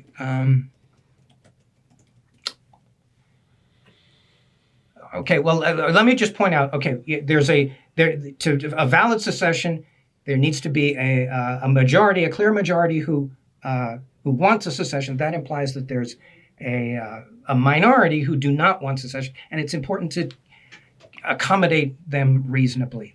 I call them the loyalists, people who want to remain loyal to the home country or the parent country.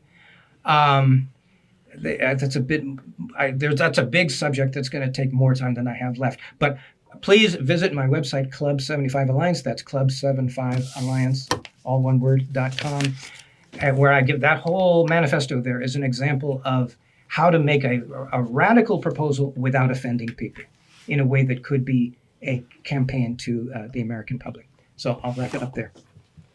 Thank you, Stephen, so much. We're going to go to Jack Miller, and then we're going to come back and go to Alaska, and then Western Togoland, and then everybody from New England. I see you. We're going to get to you right after that. So I see you. Thank you, New England, for coming out. So we're going to go to Jack Miller from South Africa. Then we're going to go to Alaska, Western Togoland, and then New England, promise. And then we'll go from there. We will make sure to get everybody involved. I promise you. So let's go to Jack Miller. Jack Miller, you're from South Africa. Why does the Cape region of South Africa deserve to be independent? Well, Mark, thank you very much. The Cape deserves to be independent for pretty much every single reason your professor spoke about earlier and more. We tick all the boxes. But before I get into that, I just want to give a brief introduction to myself and our movement, if some of your listeners aren't aware. My name is Jack Miller from the Cape Independence Party, and we were founded in 2007. So we've been fighting for secession self-determination, and in the interim, greater decentralization for the last 18 years. As of the last 2021 elections, we've got 2 seats in the government here in South Africa, in the city of Cape Town, and we are going and growing from strength to strength. Before I get into the details of why the Cape should be an independent country, I think it's very important, considering the events over the last few weeks, for me to say a few thank yous. And first of all, I just want to say thank you to yourself, Mark and Jason, for putting this event together. CalExit is a movement which we all have tremendous respect for, and I've got tremendous respect for many of the other secession movements which I've had the honor and pleasure of engaging with over the last year or so. And I look forward to engaging with many more secession movements around the world and building friendships and building working relationships to continue in the spirit of what Daniel Miller said earlier. So, and in addition to that, I would like to send out a huge thank you on behalf of the Cape Independence Movement and South Africans as a whole who are under the persecution of the South African government and the ANC in particular. A thank you to the American people and the outpouring of support that we've received over the last few weeks. And that would only be possible because of a South African who you guys stole from us, who happens to be the wealthiest man in the world, Elon Musk, as well as your President Donald J. Trump. And between Elon Musk and President Trump, they've really brought attention to some of the most horrific goings on here in South Africa. And I'll be touching on some of those issues. So secession is not just something that we believe would be a preferable pathway for us here in the Cape to take, but we believe, based on the extreme tensions and the direction that the ANC and parties like the EFF are taking this country, secession is inevitable. When a centralized state works to build cohesive relationships with the various territories under its control, then secession becomes less and less likely. But when a centralized state goes out of its way to ostracize, to isolate, to persecute a group of people, a territory, minorities, in our case here in the Cape, we're a majority, then they are only doing themselves a disservice and pushing us towards a higher and higher likelihood of achieving independence. The most obvious reason why the Cape should be independent is economic. We pay approximately 260 billion rand in taxes to the South African government annually. On our local and provincial allocation, we get back a total of 60 billion rand. We are losing direct access to 75% of the revenue that we produce in our province here in the Western Cape. We're one of the most productive provinces. And if we were independent, without even changing these bad communist, socialist policies and racist policies, we would overnight be able to cut taxes in half and at the same time have double the resources available to us for infrastructure, schools, hospitals, policing, etc. We have a tremendous agriculture industry, wine export, tourism, fishing, tertiary and technology economy. We consistently perform better than the rest of South Africa in terms of education and manufacturing and various other services. And here in the Western Cape, we've never, ever once voted for the national government. Not once has the Western Cape voted for the ANC in the last 30 years that the ANC has been in power in South Africa. We've consistently voted for parties other than them. At the current stage of affairs, there's a party called the Democratic Alliance, or the DA, who is seen as the opposition to the ANC, and they've won the elections here for the last 2 decades. Whether they're a real opposition or not, we don't believe they are, and I'll get into some of those issues later. But people vote for them nonetheless because they would rather have the DA than the ANC. But when we've conducted polling and other organizations have conducted polling, the numbers are resounding. 68% of the Western Cape wants a referendum on Cape independence. Of that number, 58% are adamant that the Cape should be independent. And these percentages link up quite nicely with our demographics. And the majority language spoken in the Cape is a language called Afrikaans. And it's a very special language because it's been formed over hundreds of years. And it's an amalgamation between Dutch and Indonesian and Malaysian and English and Khoi and San and the various influences of the people which made this unique language. Since 1652, and from that seminal moment, we've developed a culture and a history and a people that have lived together, have intermarried, and have given birth to the largest population group in the Cape, which personally refer to themselves as Cape Colored. I understand that term isn't understood in other parts of the world, but you could understand them as brown Afrikaners.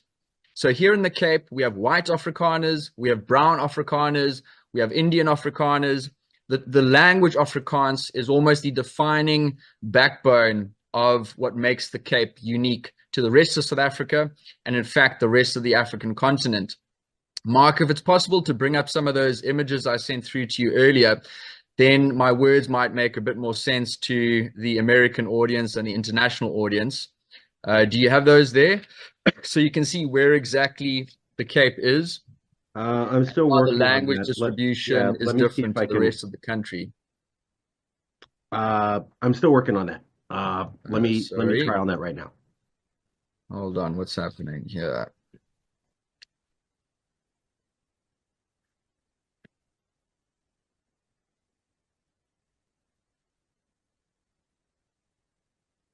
I might not be able to get the graphics up. Is that okay? Sorry, Mark, my volume was down there. Sorry, are you able to bring up those images, or should I try? I'm not. Unfortunately, I'm not able to bring up the images. Sorry about that. That's something I could be working on there. Sorry? Don't worry about it. We need to just finish this speech and move on. Sorry about that. Nope.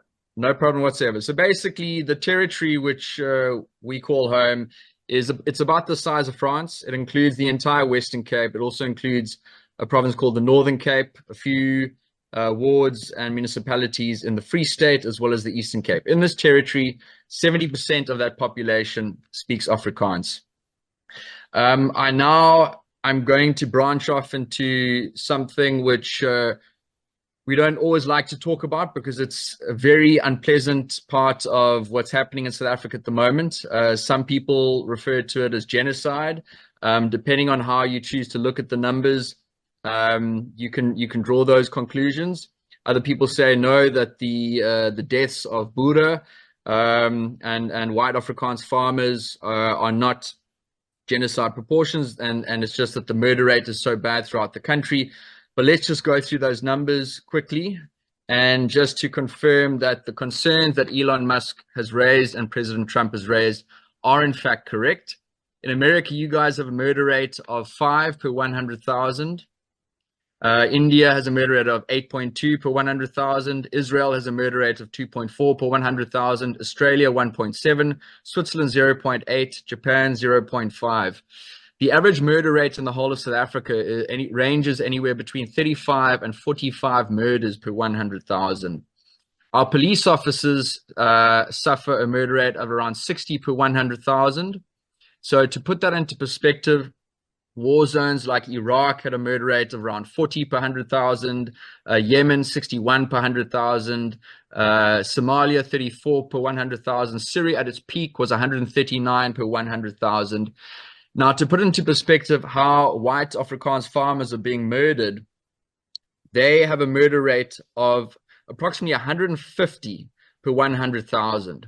This is worse than most war zones around the world. And these people aren't just being killed with a bullet in the head and stealing their tractor. They are tied up, elderly women and children. It's horrific to say this, but the world needs to know they're tortured, they are raped, They are, this takes place over hours and hours and hours. Messages with their blood is written on the walls. And we have politicians in South Africa singing songs saying, kill die Boere, kill the white farmers. And nothing is done to give any, at least political pushback against these murders. And we're just absolutely grateful that the American people over the last few weeks have become aware of this. And it is yet another strong driving force behind why the Cape should become independent. Here in the Cape, we do not suffer as badly as other parts of South Africa when it comes to farm murders. The worst of the farm murders are in the ANC strongholds, the territories outside of the Cape. But we certainly, Cape independence would go a long way towards bringing stability to South Africa, putting an end to the tyranny of the racist and fascist communist government that is the ANC and EFF. And we look forward to working together with all the other secession movements around here in achieving all of our goals and bringing peace and prosperity to our parts of the world. And we'll do our best to support you and your movements in your parts of the world. Thank you very much. Thank you, Jack, from South Africa. We've known Jack for years. South Africa's been a very good partner to CalExit. We've been working for years. I think we interviewed the Youth League, and then we met you through that. I want to say thank you to South Africa for participating for a very long time. We're going to go now to Alaska. John, you're from Alaska. Why does Alaska need to be independent? Who are you, and why does Alaska need to be independent? We need to be independent so that so we can have a better shake at things. You listen to some of these other people, and some of these places are definitely doing worse than we are. There's an economic dictatorship that's going on the whole world over. And you can't fix it with a phony money. You can't fix it with gold hidden away in Fort Knox, even if you have it counted. Because it's hidden away in Fort Knox. Might as well not exist. But getting back to the more basics here, let's go back 500 years ago, because I don't want to go too wrong in history. But in Alaska, there were a whole bunch of free people, mostly families. There were some that were tribes and had chiefs, but if things were too bothersome with one of the chiefs, move off a few miles. No big deal. They were pretty much all free people. Well, down in America, that's how we call it a lot of times, America, sometimes just the lower 48 or lesser 48. But down in the lower 48, the East Coast, there was a similar situation. They had, but some of them were bigger tribes too. They had chiefs that were oppressive to people. They had things that were not that great, all of them. They weren't all wonderful. But there were also just groups that were families, period. In came the Europeans, and with the Europeans was technology. It was a wonderful melding of the freedom and technology. And they started doing things that people had never done before with the technology, instead of just paying obedience to the king. The kings that previous to this, people had asked for kings so that they could go out to war against other people and gain more without working for it. They went out to wars, they had knights, they were organizations for war. That was their whole purpose. Then we had a situation of those like, let's take George Washington, for instance. George Washington was a warrior for the King of England before he decided to go the other way. There were 13 areas that were set up by the King of England. And the King of England said, you can have this ground, and this ground. And they decided one day that they wanted, well, several days, that they wanted freedom. Part of it was pushed on by the individual people, but the final movement was when the city seat decided, when the light went on for them, these people want freedom. We got all these people that threw this tea in the harbor in Boston, and these people want freedom. We have a choice. We're either going to get our throats cut or we're going to go with them. and maybe not throats cut, maybe just thrown out. But so they decided to go along with the people, and they threw out the king. But as soon as the king was thrown out with the help of the people, they said, we have to reorganize. This confederation that we had, where we loosely were held together, and each of these areas was not a big enough control together. It was both good and bad. It was good because some of these 13 independent nation states had oppression upon their people. There were individual things that should be given to every human being that were not for some of them. So that was good. But they also wanted this so that they could have more control as a federal group. And when you read the Federalist Papers and the Anti-Federalist Papers, which are not what people always think they are, but they were discussions for and against the Constitution of the U.S. as it was written, as you read those, one of the first things that they sought to find was a appropriate way to select a replacement for the king. Not an appropriate way to do without a king, but an appropriate way to select a replacement for the king. Their ideas were to be dictated to. And there are many ways that they looked at. Of course, they looked at republics, which is a fancy word for saying somebody else is going to represent you, or an individual dictator if it's only one person that is heading the republic. Democracy, where everybody votes for what's going on.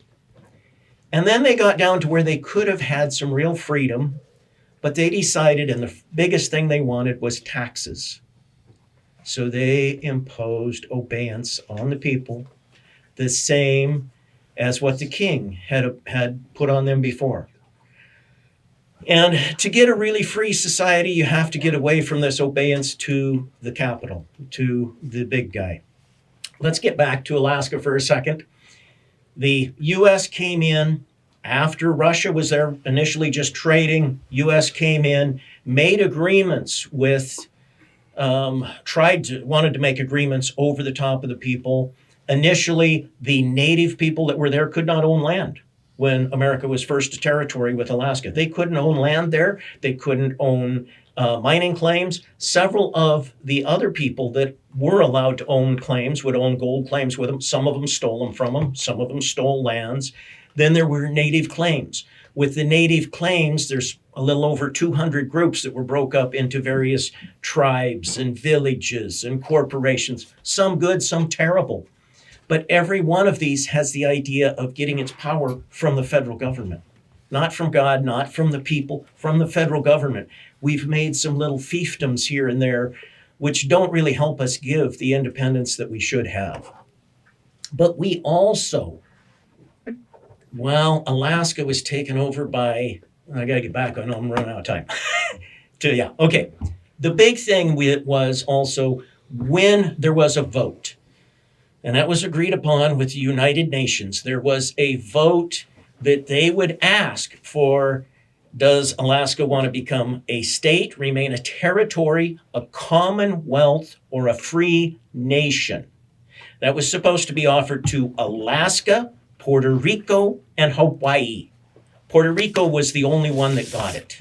And my point here being, if they go out in the same way and purchase from the traders with Greenland, the Denmark people that are trading with them and don't really have or maybe do some legal right, make sure they give you all 4 options, not just 2, to become a territory oppressed or a state oppressed. The number 1 plank of the Alaskan Independence Party, which I am the state chairman of, the number 1 is independence for all individual Alaskans through any peaceful and lawful means.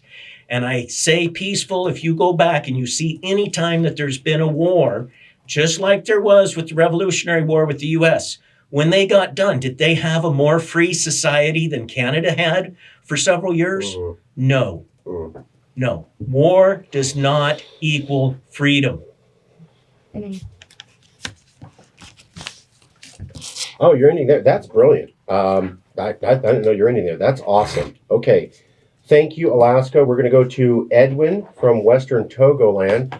Could you guys move the camera right in front of Edwin? Up there? That's perfect. So, Edwin, you're from Western Togoland. Originally, I know you haven't been able to return back to the homeland in a while because of discriminatory practices. Tell us about who you are and why does Western Togoland deserve to be free? Please, sir. Thank you very much. Edwin Dika is my name. And the people of Western Togoland need their dignity and freedom. There is nothing more important than freedom. And that is what we fight. Now, having said that, I want to thank you, the organizers, for bringing this up so that people will be given the opportunity to talk about their problems, especially when it comes to self-determination. Yeah, at this point, I deem it significant to give you a brief overview of the history of Togoland, just to refresh the memories of those who already have knowledge of it, and in addition, provide vivid and true information to those who will be hearing about it for the first time. In the beginning, we had Togoland. That was a country by itself between French Dahomey, which is now the country of Benin, and the English colony of Gold Coast, now known as Ghana. In 1884, the Germans came to Togoland and signed a treaty of commerce and amity with Togoland kings. During the First World War, which was mainly a war of continental Europe, notwithstanding, France and Britain attacked Togoland and divided the country into two. Maybe they envied the Germans being there because they know there are a lot of resources that they could use. Normally, when we call Africa, the resources are there. And when we mention Togoland, the little land strip now standing between Ghana in the eastern side and bordering the Republic of Togo, we have abundance of resources, including uranium, gold, diamond, bauxite. We have a whole lot of clinker for cement and a whole lot of things. And the people are highly educated and willing to govern themselves, not to be united with any other country and then throwing their waste around. Well, the world body at the time when Togoland was invaded by French and the English did not hesitate to intervene and ordered that the divided Togoland must not be colonized or added to the existing colonies of Dahomey and Gold Coast, but failed woefully to request the withdrawal of the invading forces in order to keep Togoland undivided. East and West Togoland then became trusteeship territories under the Trusteeship Council of the United Nations. In the 1950s, when the wind of independence was blowing across Africa, and British colonial Gold Coast was about to gain her independence, Britain duly informed the United Nations and suggested that the position of their trust territory of Togoland be reconsidered. After a series of deliberations on the matter, a referendum was agreed upon, which they dubbed plebiscite. The citizens initially, that's the citizens of Western Togoland, they initially decried this arrangement and argued that they found the whole arrangement dehumanizing because they wouldn't like to vote to choose another country to be called their own. Britain then made sure that the referendum was carried out without participation of huge areas of southern western Togoland, just to get the win and do what they wanted to do with the nation. The people there actually better understood the consequences and effects of the exercise and what it will bear upon them during their political future. All UN directives on the conduct of the referendum was ignored by Britain, including the trusteeship committee's recommendation that the land be granted independence before the referendum. The UN rejected the idea of British suggesting the UN rejected the British idea of integration and replaced it with union, and requested that the union documents be prepared for endorsement by both Western Togoland and Gold Coast. The British Foreign Secretary at the time, Sir Alan Noble, sent a letter to the UN informing the House, inter alia, that under the Ghana Independence Act, at midnight of 5th March 1957, Gold Coast became the independent state of Ghana. And under the same act, the union between Gold Coast and the British administration and Ghana took place, with effect from the same time and date. Meanwhile, the Ghana Independence Act itself did not feature Western Togoland anywhere in the document. So the British lied to the UN. And if you look at it from here, the Independence Act was in the year 1957, but we have it somewhere, I think in one of the decolonization documents that listed countries that became independent, that Western Togoland was given independence in 1961. So there is a huge anomaly over there. Anytime we move to demand restoration of our dear country, we are met with arbitrary arrests, killing, torture, and imprisonment.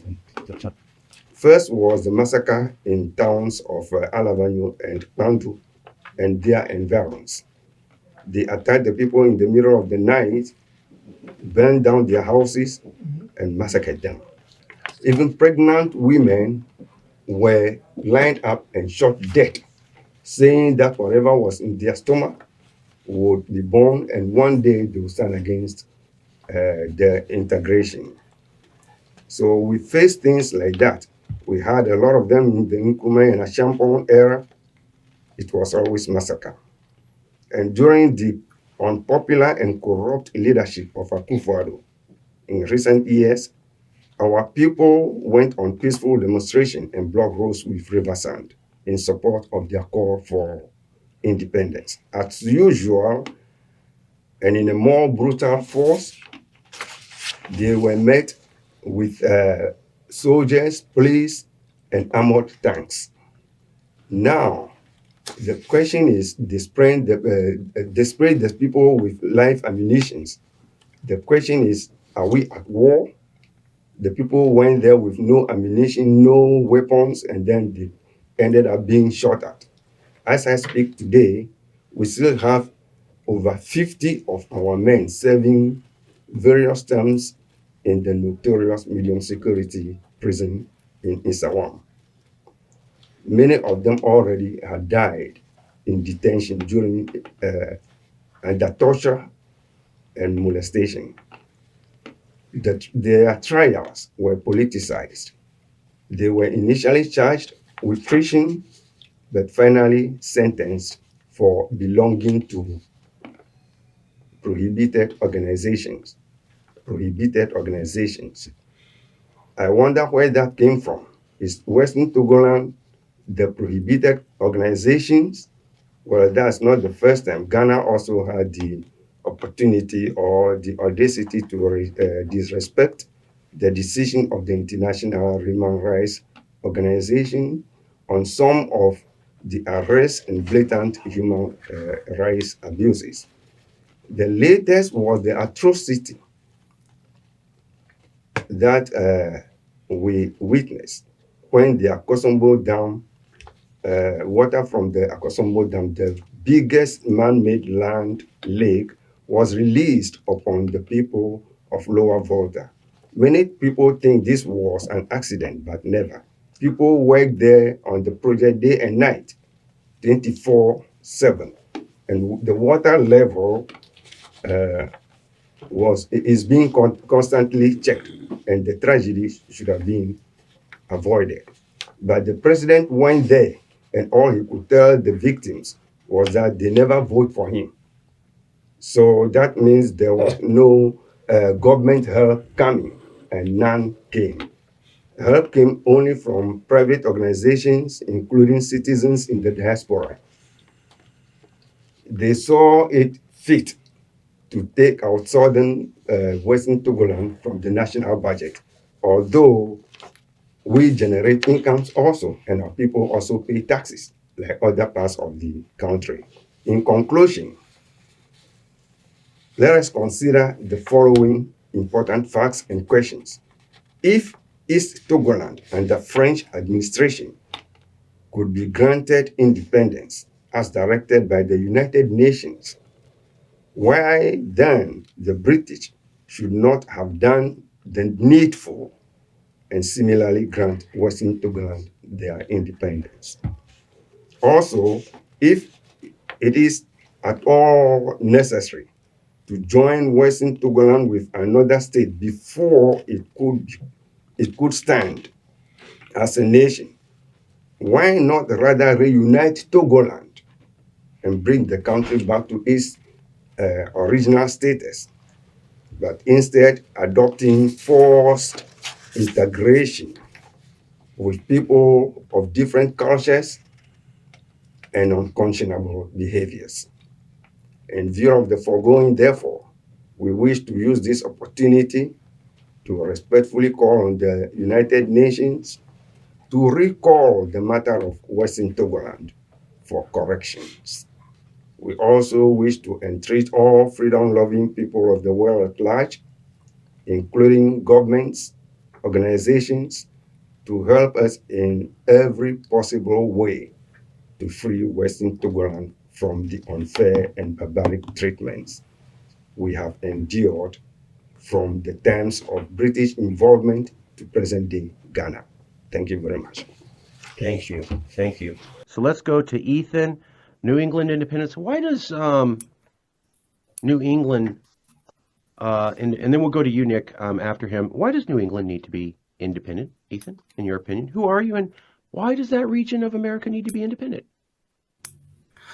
Okay, so I'm going to try and keep this brief because I know you guys have been all patiently waiting on the call for quite a while. But I do want to say thank you all for the invite and CalExit for coordinating this. It's been incredibly helpful, and I don't think anyone else has given anyone space to really talk about this.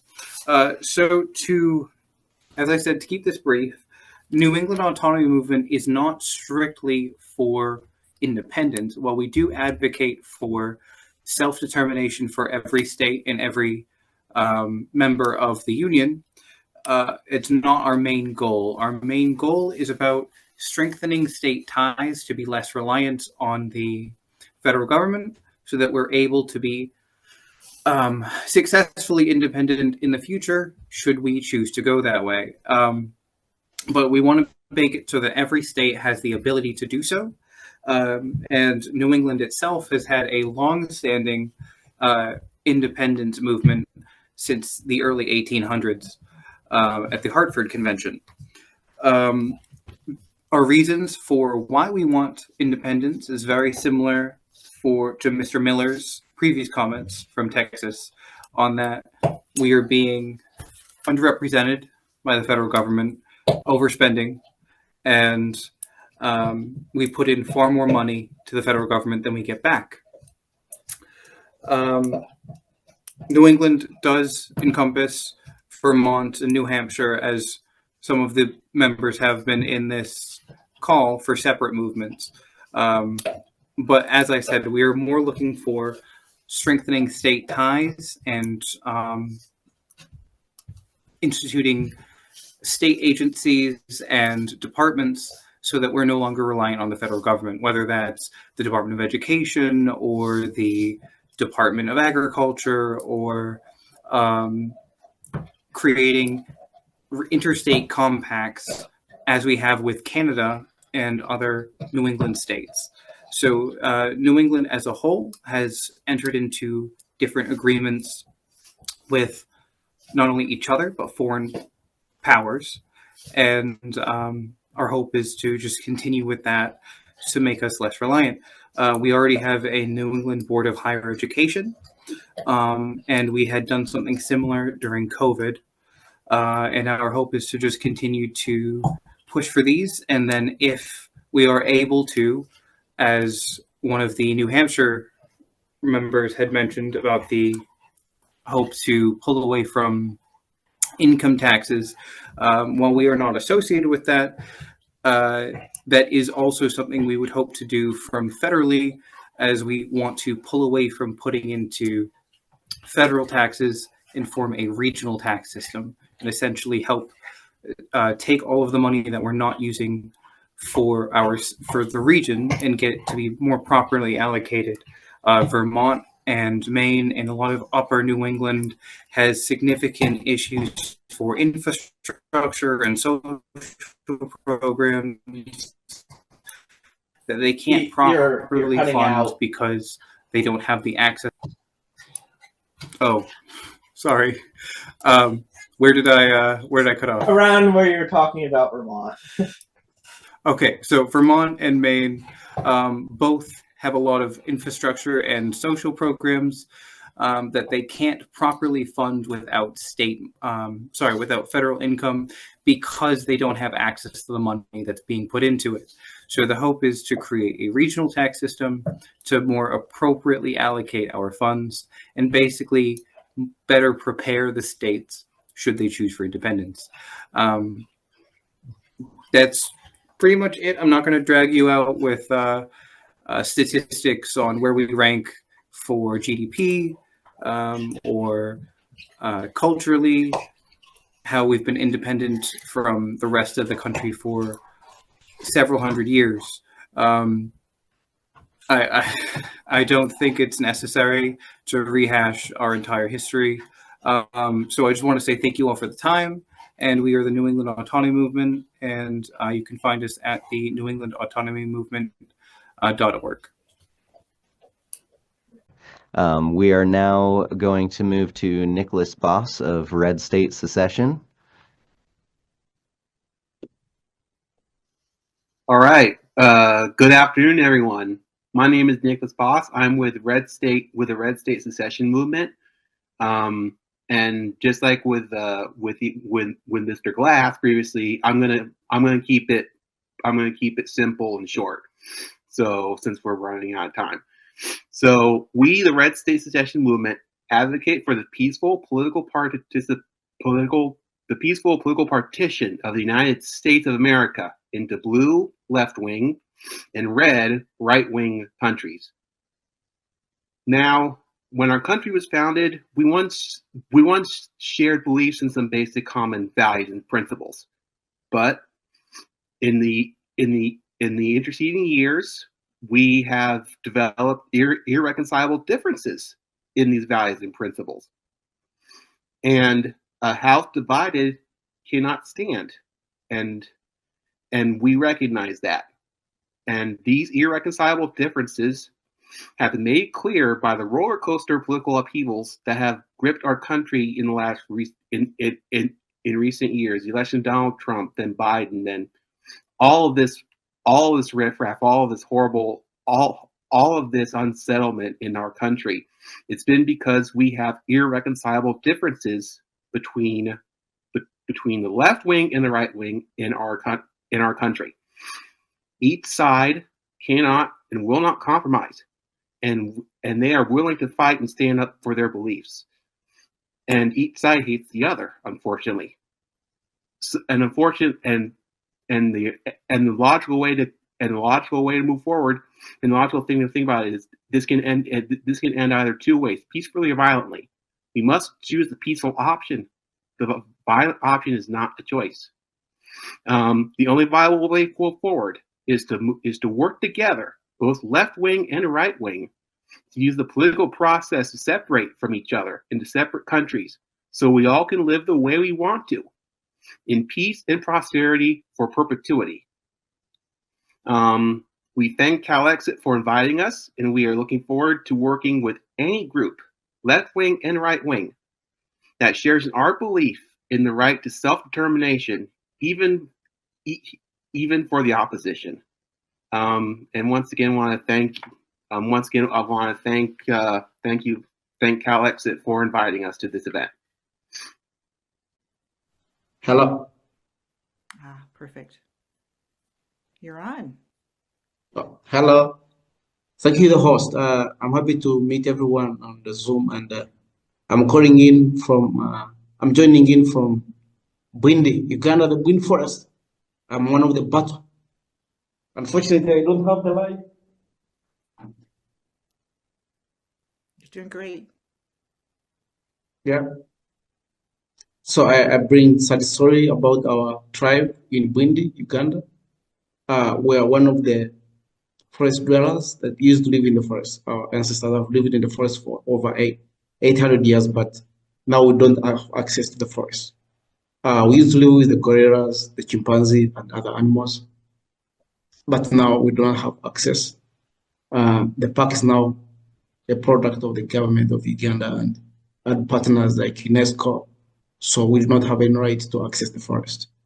I bring in concern that even some of our ancestors and our relatives have been massacred because we didn't have any rights. When I saw the previous speakers, I was really concerned because we really have a road to share as people and get connected all over. I've been shared this contact by several friends, and I'm happy to connect with Marc Evans from the United States and Arend.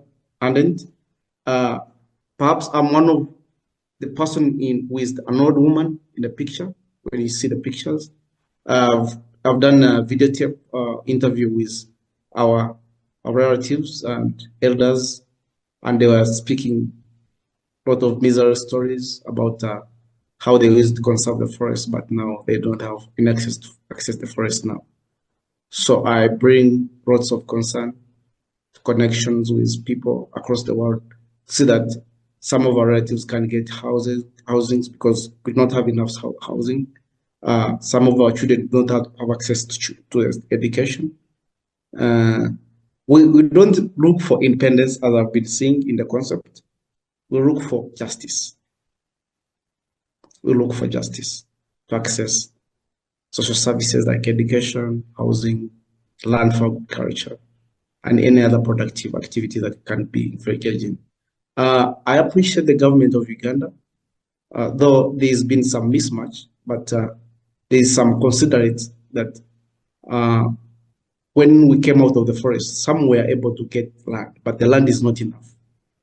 So if we got some support and then we can reset everyone, we are good to match with the rest of the societies across the globe. I'm happy to join the Global Summit for the first time, and I bring Dizmi from Uganda and from our people, the Pata people. Thank you very much. I don't want to spend a lot of time sharing because it is already late down here. we are very many hours far from America. Yeah, So maybe Ezra, Laurie I'm gonna can show, add on.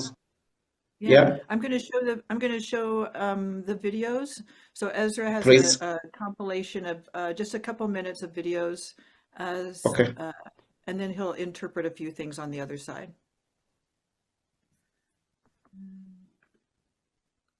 Go ahead, please.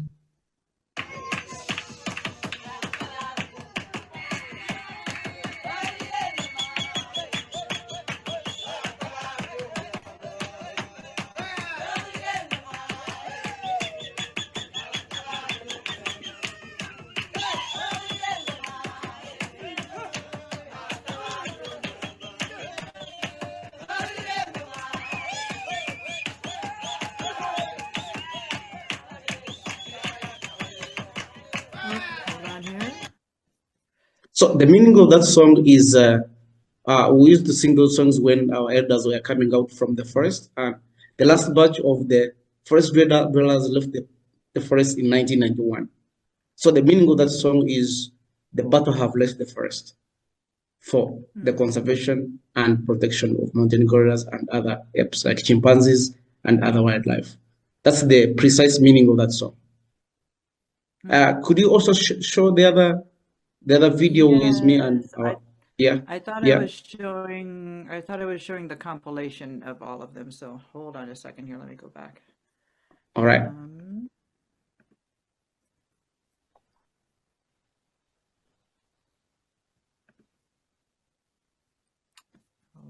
Hold it. Give me a second.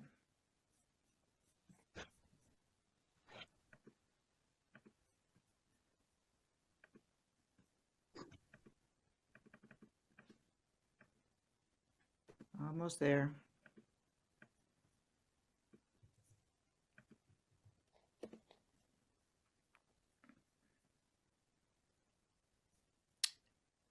Okay.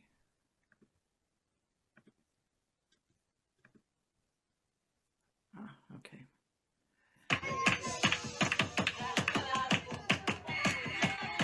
I'll fast forward through this. So, okay, hold on here.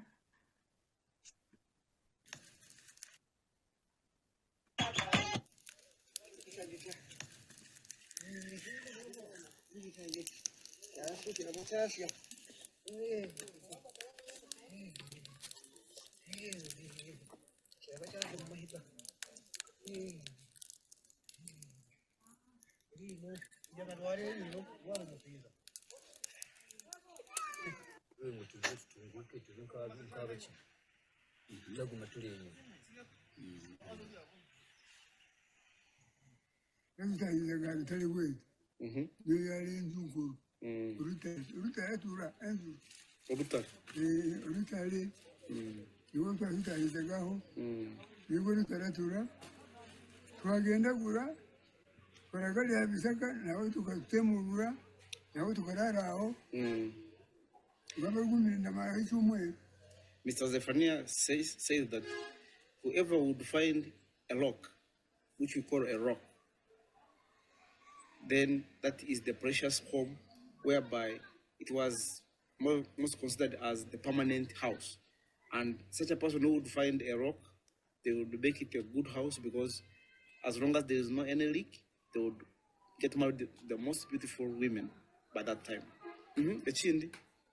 Urutare rwanjye rwo banyihemu gende nga barum. Urutare ruba kwire mu ruringa. Ruri hari kankoko. Kankoko iringa. Ruri hari kankoko. Kankoko iringa.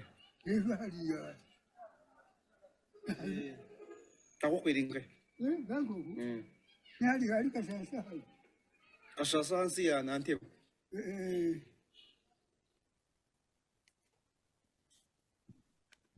Yeah, that is one of our eldest man called Zephaniah. He's 103 years old. He used to live in the forest. So when I met him, I'm a young man because I'm just 38 years. So I've been doing this work because of the support of Laura Anden. So we're trying to see how we can match stories of relatives from different parts of the world and make sure we share with the rest of the world. So he was still sharing with me where he used to live. He used to live under the rock. A rock, yes. So whenever you find a rock, you'd find it was a precious press, as long as there is no any leak, as you had me speak to him. When they would find a rock, those were the richest people. Like you find rich Americans who have golf or expensive houses. So when you're living under a rock, you're living under a very, very precious house. I appreciate it, and I wish everyone a good discussion. Thank you.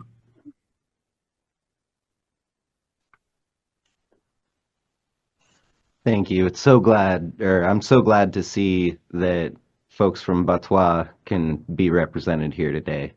We have a project that we're working on with CalExit that hopefully sometime within a generation, we might be able to help the Batwa people with their quest for survival and their quest for justice. Thank you very much. I don't know if you mind if I just come in. I'm just fascinated, if I could just ask Ezra a quick question.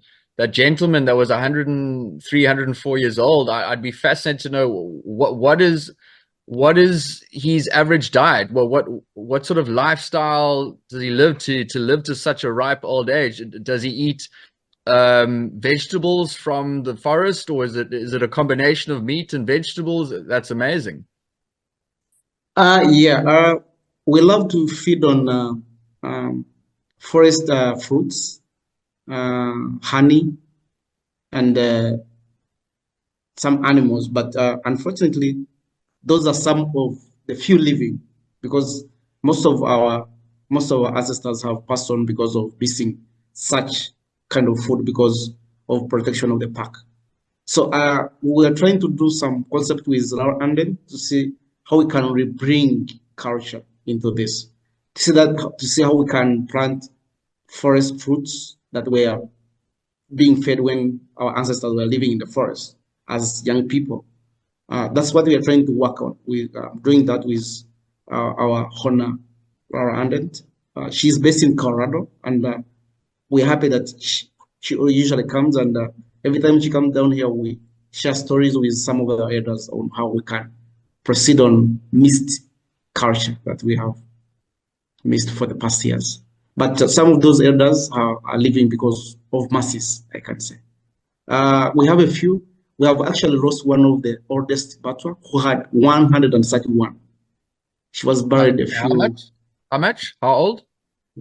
131 years old. 31. 131. Yes, please. Wow. Wow. So when Ezra and a team just a few months ago did interviews and visited these different villages, and were over 100.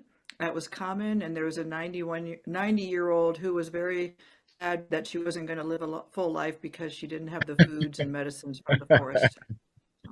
Wow. Wow. Amazing. Wow.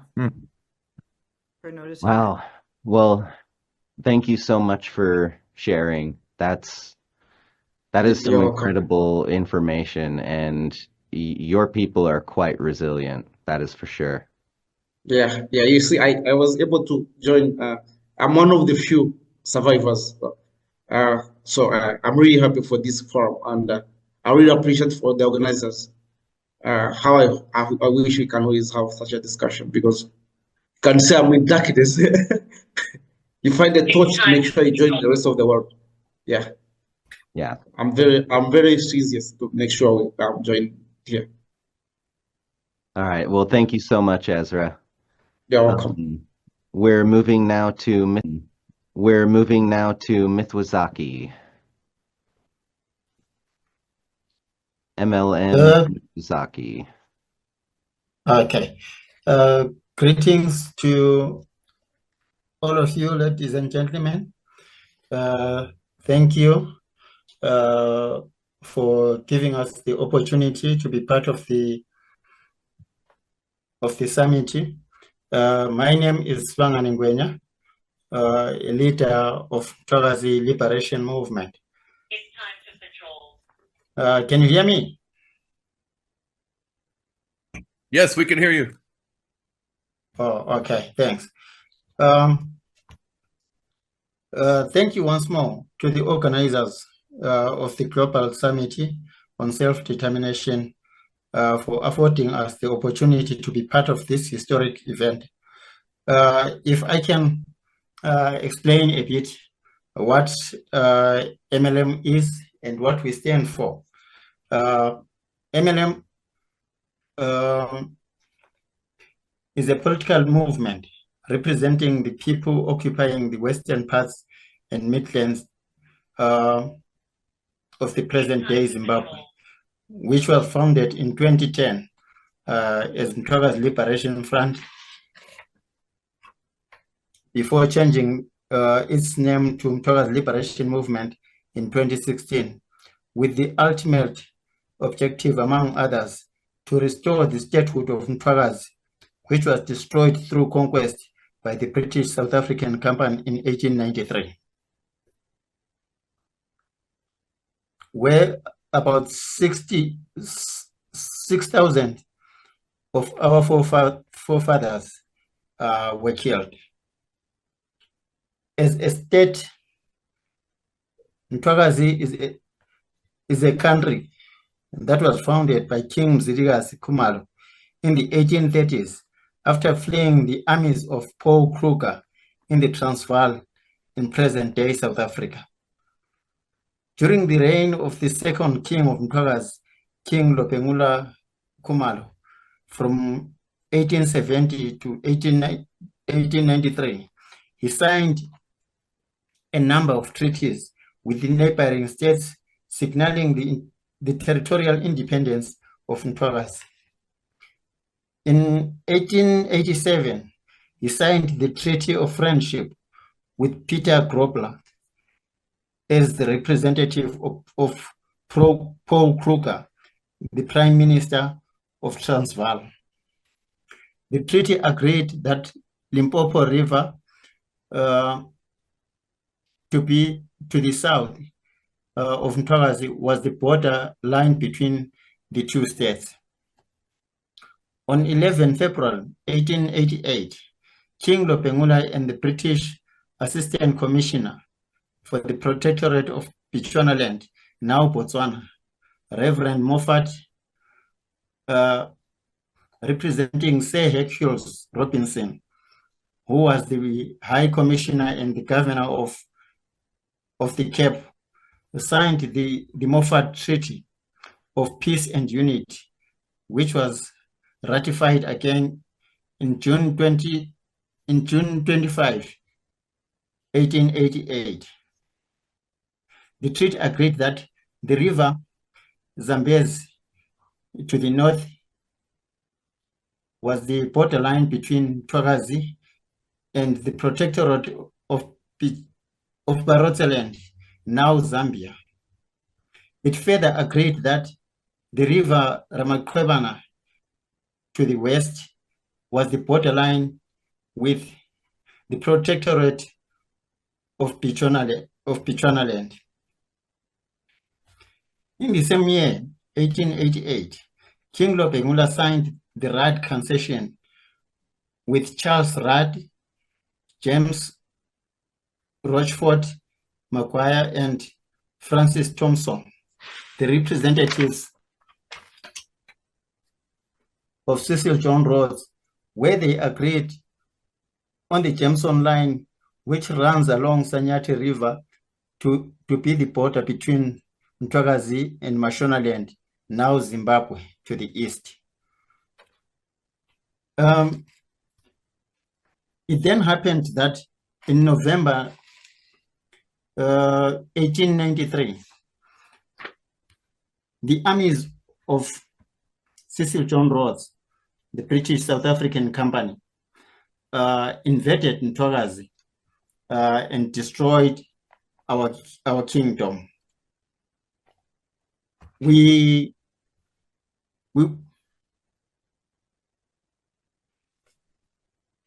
From the time of the destruction of our kingdom, we were ruled as separate states with Zimbabwe, which was Zimbabwe or Mashonaland, which had been occupied by the British South African Company earlier in 1890.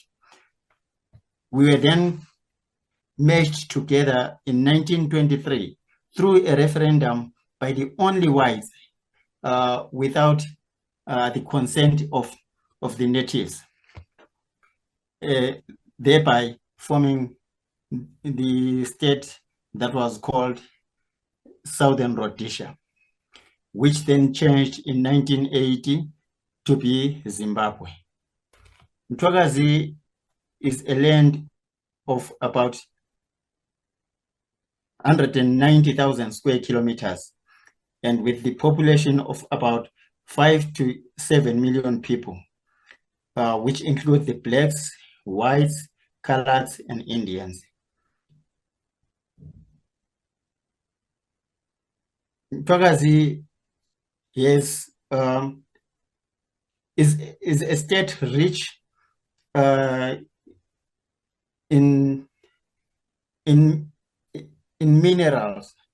It has vast lands of farming, cattle ranching, wildlife, and resort and tourism.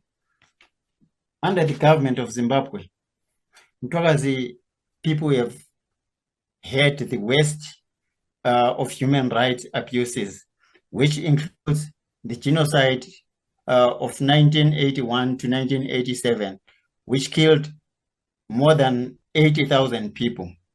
And no one has ever been held accountable for the massacres. We have suffered so much cultural genocide, whereby the regime has tried all it can to defile our cultural shrines, shooting at the Spirit Museum Shrine in the early 90s, dumping the human bones at the shrine. It has further refused the people of Mtwakazi every right to restore and practice their cultures.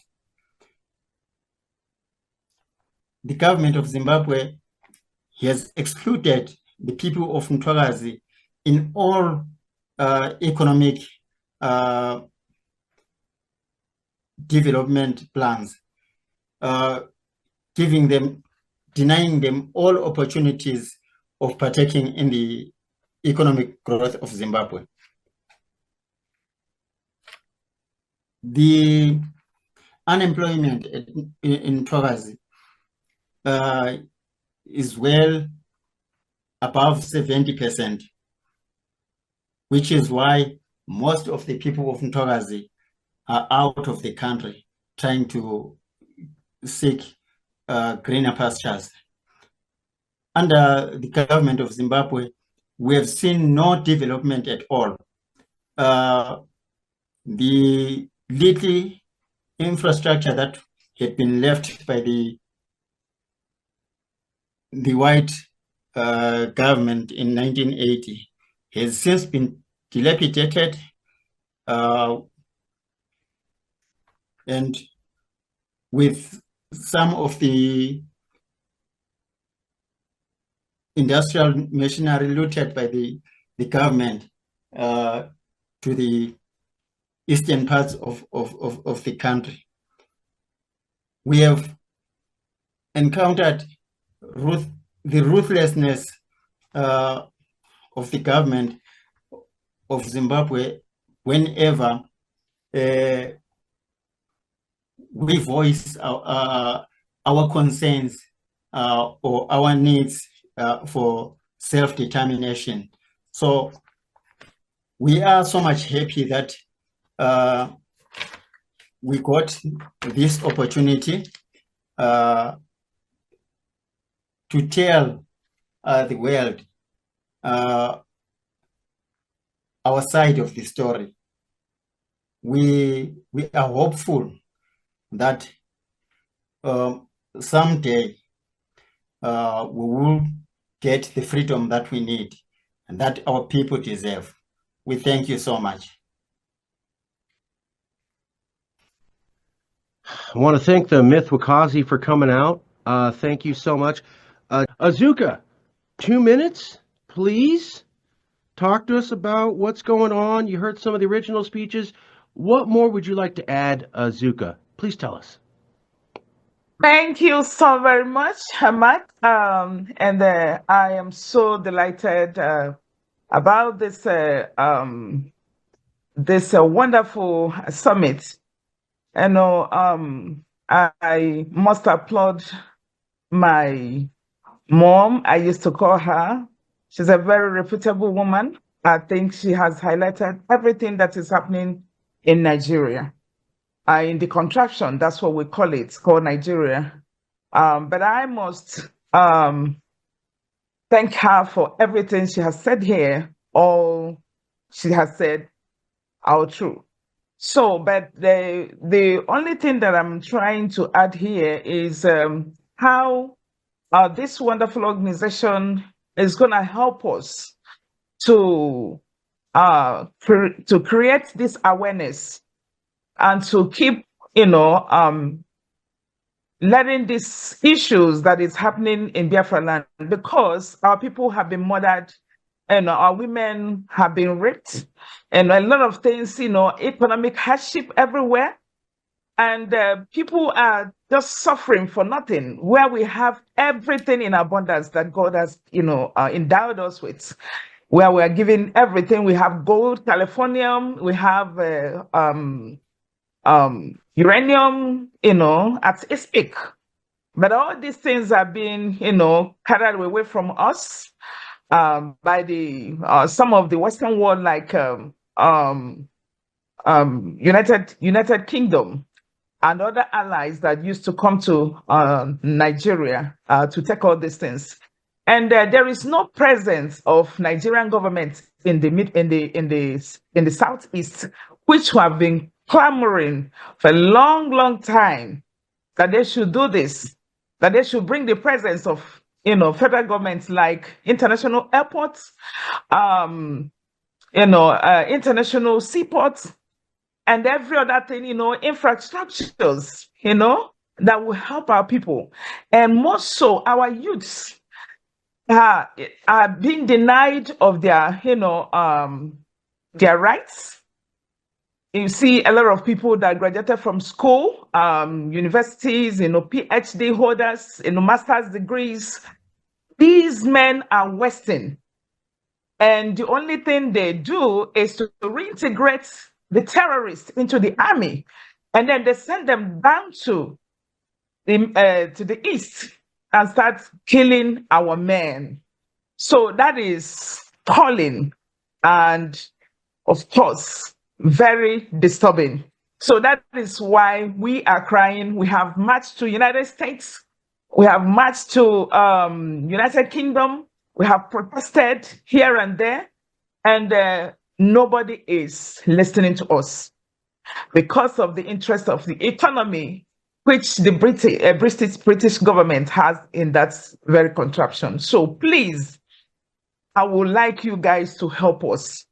If you want us to come more, we will make ourselves available so that we will discuss more, because we want this thing to be getting out there so that we will be able to have this freedom by all means and at all costs. We need freedom. We don't want to negotiate anymore. We want referendum and then let our people go so that we can live as human beings created by God Almighty. Thank you guys so much. And we're waiting to hear from you guys more. Thank you so much, Azuka, for speaking about what's going on in your area. We're going to be ending the ceremonies very soon. We're going to go to George Nyakpo for 2 minutes, and then we're going to go to Jason Wright for wrapping it up. George, it's good to see you again, brother. What's going on in Western Togoland? Oh, you're Good to see you. Tell us, speak for about 2 to 3 minutes, brother, and then we got to go. Thank you so much. Well, I salute everybody in the summit, and I wish to congratulate our rep, Mr. Edwin, for presenting the Western Togoland issue to the general public and the world. The Western Togoland situation, many people consider it as a secessionist movement, but actually it is not a secessionist movement. Ghana, as we have it today, and Western Togoland are not the same entity in colonialism. Britain did not colonize Western Togoland. Britain was just to be a caretaker for a United Nations territory. That is why it was called Togoland, United Nations Trust Territory of Togoland under British administration. So you are just to administer the territory, and by giving it full status of what a country is supposed to be, because you were the one who invade the country and destroy it. So you are to build it back and give it to the people. But unfortunately, we have our destiny toyed with till today. As we speak, if you come to Togoland, there are a lot of humanizing situation that is happening. A large portion of our community is currently under the sea.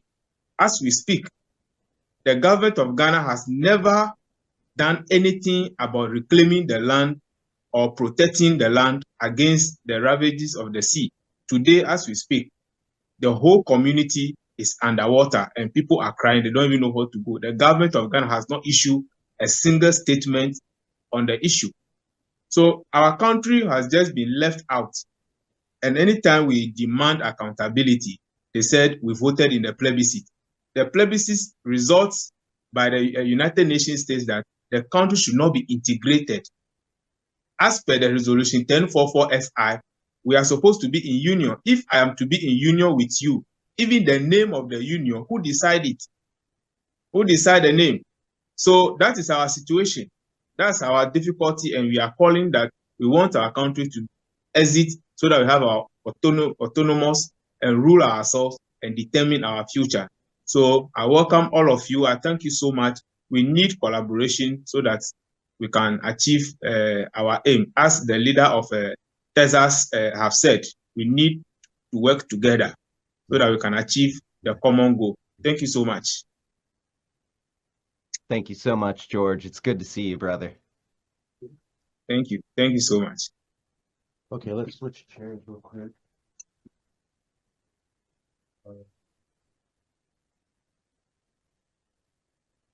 I forgot we have to do the CalExit part. Give me 1 second. Yeah, I'm trying to find we had a video with Shaka Shakur. He's in prison in Indiana, and he made a video for us. Give me 1 second to see. Poka, can you hear me now? Yes, I hear you well. Oh, perfect. Aloha. Aloha. Poka, can you hear me? Yes, I hear you, Mark. Oh, great. Okay. Admin, stay with me for a minute.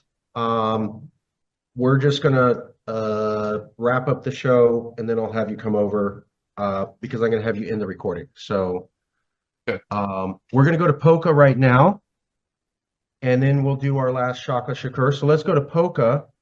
Poka, you're with Hawaii Sovereignty. Who are you, and could you explain why Hawaii needs to be independent in less than 10 minutes, sir, please? In less than 10 minutes. Sorry. You know, the whole subject of Hawaiian sovereignty is big. And it goes back to over 100 years ago when the Hawaiian nation was formally recognized as an independent nation within the international community. And the United States came into Hawaii and committed an overthrow, which is all documented by not only Hawaiian materials, but by American materials as well as international materials. And so we have taken a look at that history, and we have taken a look at what has happened to Hawaii over the last 100 years, the colonization of Hawaii.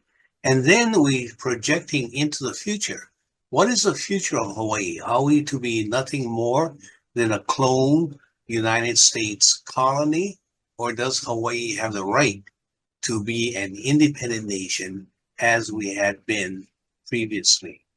Now, it's a very large subject, and you have many academicians, politicians, attorneys, and various ground movements with regards to this question of Hawaiian sovereignty. So I shouldn't be looked at as the only spokesperson. I have one particular voice, and that voice is that we should be an independent nation. We should decouple from the United States and exercise our right to self-determination. I have promoted this argument over the last about 40 to 50 years, since I was a young man discovering the history of Hawaii while in the U.S. military, and finding that the United States was committing the same kind of crime that they had been committing while I was in the military in the Vietnam War or in the Korean War, and subsequent to that in the many other interventions by the United States. So the question is one of independence, the right of people to choose what they want to become, how they want to unfold from the United States colonization. And there's also many other considerations. I'd like to divide the story of Hawaiian sovereignty into essentially three parts. The first part is a historical analysis, a look at the fact that Hawaii had been an independent nation and simply invaded by the United States in 1893. And that history is well documented, not only by Hawaiian sources, but by the United States, who in 1893, President Cleveland came to the U.S. Congress and confessed that the United States committed an international crime, had simply taken over Hawaii against the laws that existed at that time and remained in possession of Hawaii up to the present time. There's a lot of historical details of that story, and in 10 minutes, there's no way I would be able to cover just a fraction of it. So I will come over to the next section of the reasons for Hawaiian decoupling or self-determination. And that is a process of colonization. Imagine an independent nation. You can imagine one of the Indian tribes, or you can imagine any nation that now exists with a historical background. To have another country simply come in and impose its laws and claim that you are now American citizens without a choice of the people themselves, but by this simple declaration, a theft of the sovereignty of a people, taking your language from you, changing your history, taking over the educational system, and then teaching the people in that area that the education or your history is an American history. Your heroes are American heroes. And just not revolutionizing, but changing over the mental structure of the people. That is what Hawaii has undergone during this process of colonization. And so much so that I, who grew up in Hawaii, went to the public schools in Hawaii, which are mandated that you all attend these public schools. And then they changed the whole thinking of the people of Hawaii to believe that we were actually American citizens, believing that the Americans simply came to assist the Hawaiians and to bring them up into the American culture. Over a period of time, we start thinking about what is the appropriateness of adopting or adapting to Americanism. But we had no choice. That that's what we were destined to become, we were told. In the more recent history, about the last, I'd say, 30 years, the people of Hawaii started asking themselves, why do we have no other direction to go than simply to mimic the ways of the American people? And as a result, the Hawaiian sovereignty movement started coming about. And so, as I said, I have been involved in the sovereignty movement for a number of years and have created a website where people can go to, and that is at www.hawaiianperspectives.org. And there you can find many of the different aspects of Hawaiian sovereignty. So that's the second portion. Why should we become a sovereign and independent nation? You know, some people who have been kept in jail for a long time would say nothing is as sweet as freedom itself. To try to trade off, oh, you have better housing condition, you have better communications, you have higher levels of education, and all of these substitutes for being an independent nation does not make it, does not equate to independence, to sovereignty, to being able to lead ourselves into our future. And so essentially that is what Hawaiian sovereignty is all about, to regain our own integrity as an independent nation. You know, sometimes what the Americans will do is they will substitute or try to make a comparison, and it's a selective comparison. They would say, well, look at you, you have democracy now in your country. You have modernity in your country. You have respect in your country. But they tend to forget that they are comparing today's Hawaii and today's American society with a past in which they select all the negative aspects that they have drawn as to who we were, that we couldn't speak the English language, that we had this weird dance called the hula, and that we were a backward people. But when you sit back and compare that Hawaii, before the overthrow, had the highest educational level, our literacy rate was the highest in the world, if not second to the highest in the world. The second highest would be the nation of Switzerland. The United States was far behind in that measure. We had electronics. Our national capital, Iolani Palace, had built within the palace telephone and electricity far before the United States had it in the U.S. White House. We had the modernity of flushing toilets in Hawaii. We had trains and cars and electricity, as I said, that lined the streets of Hawaii. We were not a backward country. Our educational system was one of the highest in the world. The schools that we had were mandated that every child attend school, far ahead of the United States. So when you make a comparison, you have to select the appropriate time frame and then compare these countries. Now let me come to the third part of the movement for Hawaiian sovereignty. And that is 2 minutes left, sir. 2 minutes left. Okay. Yes.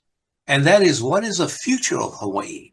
Are we forever limited to being part of the United States, or can we become a nation that leads the world in terms of our education system, our belief system, our cultural system, and all of these things? Can we lead the world in being a peace nation. It's something that is so badly needed today in the world. So those are the three areas. One, historical, two, the current situation, the colonization that goes on in Hawaii, and the third is what is the prospect for our future. Let us dream about what can become a real Hawaiian nation. Mark, I want to thank you for giving me this opportunity to share some of my thoughts, and my aloha to you and your organization.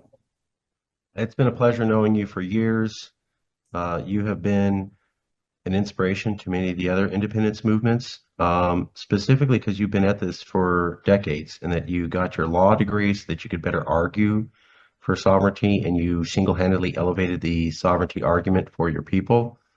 Additionally, I got to say, when we did the last international summit and you were willing to come online while you were waiting for your kidney dialysis, showed us how willing we all should be to make sacrifices to make sure that we're getting the message out for our movement. It was deeply inspiring to all of us for you to do that. And you are an inspiration, and you have been to all of us. Thank you, Mark. Aloha. Aloha.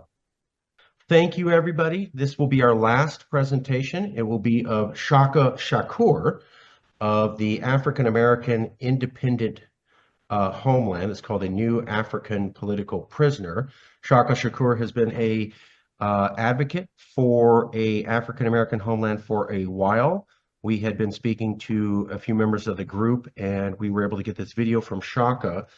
Shaka is currently in prison, and so please forgive some of the audio quality of the video. He made this video in prison, and we're presenting it to you now. Shaka Shakur from prison.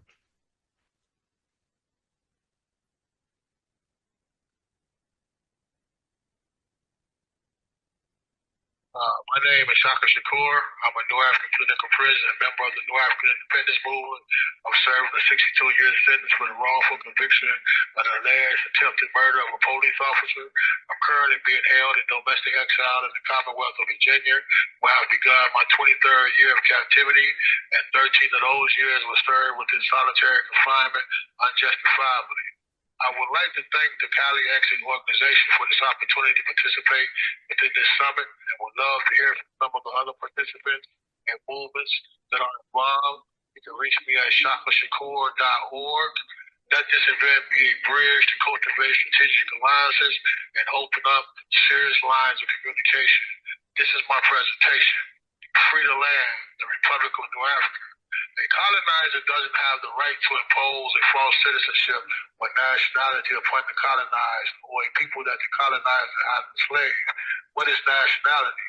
What is a plebiscite vote, also known as the people's vote? What is historical development or historical continuity within the context of a specific people? What is national origin, and how does such differ within the context within the context of a specific people? What is national origin? How does such differ within the context of a birthright? There's no movements, but national liberation. They're not abstract or rhetorical. Why? Because the correct context for these questions still run the correct political practice. In March of 1968, over 500 New African Revolutionary Nationalists and activists came together and formally gave name to the New African nation and its historical development.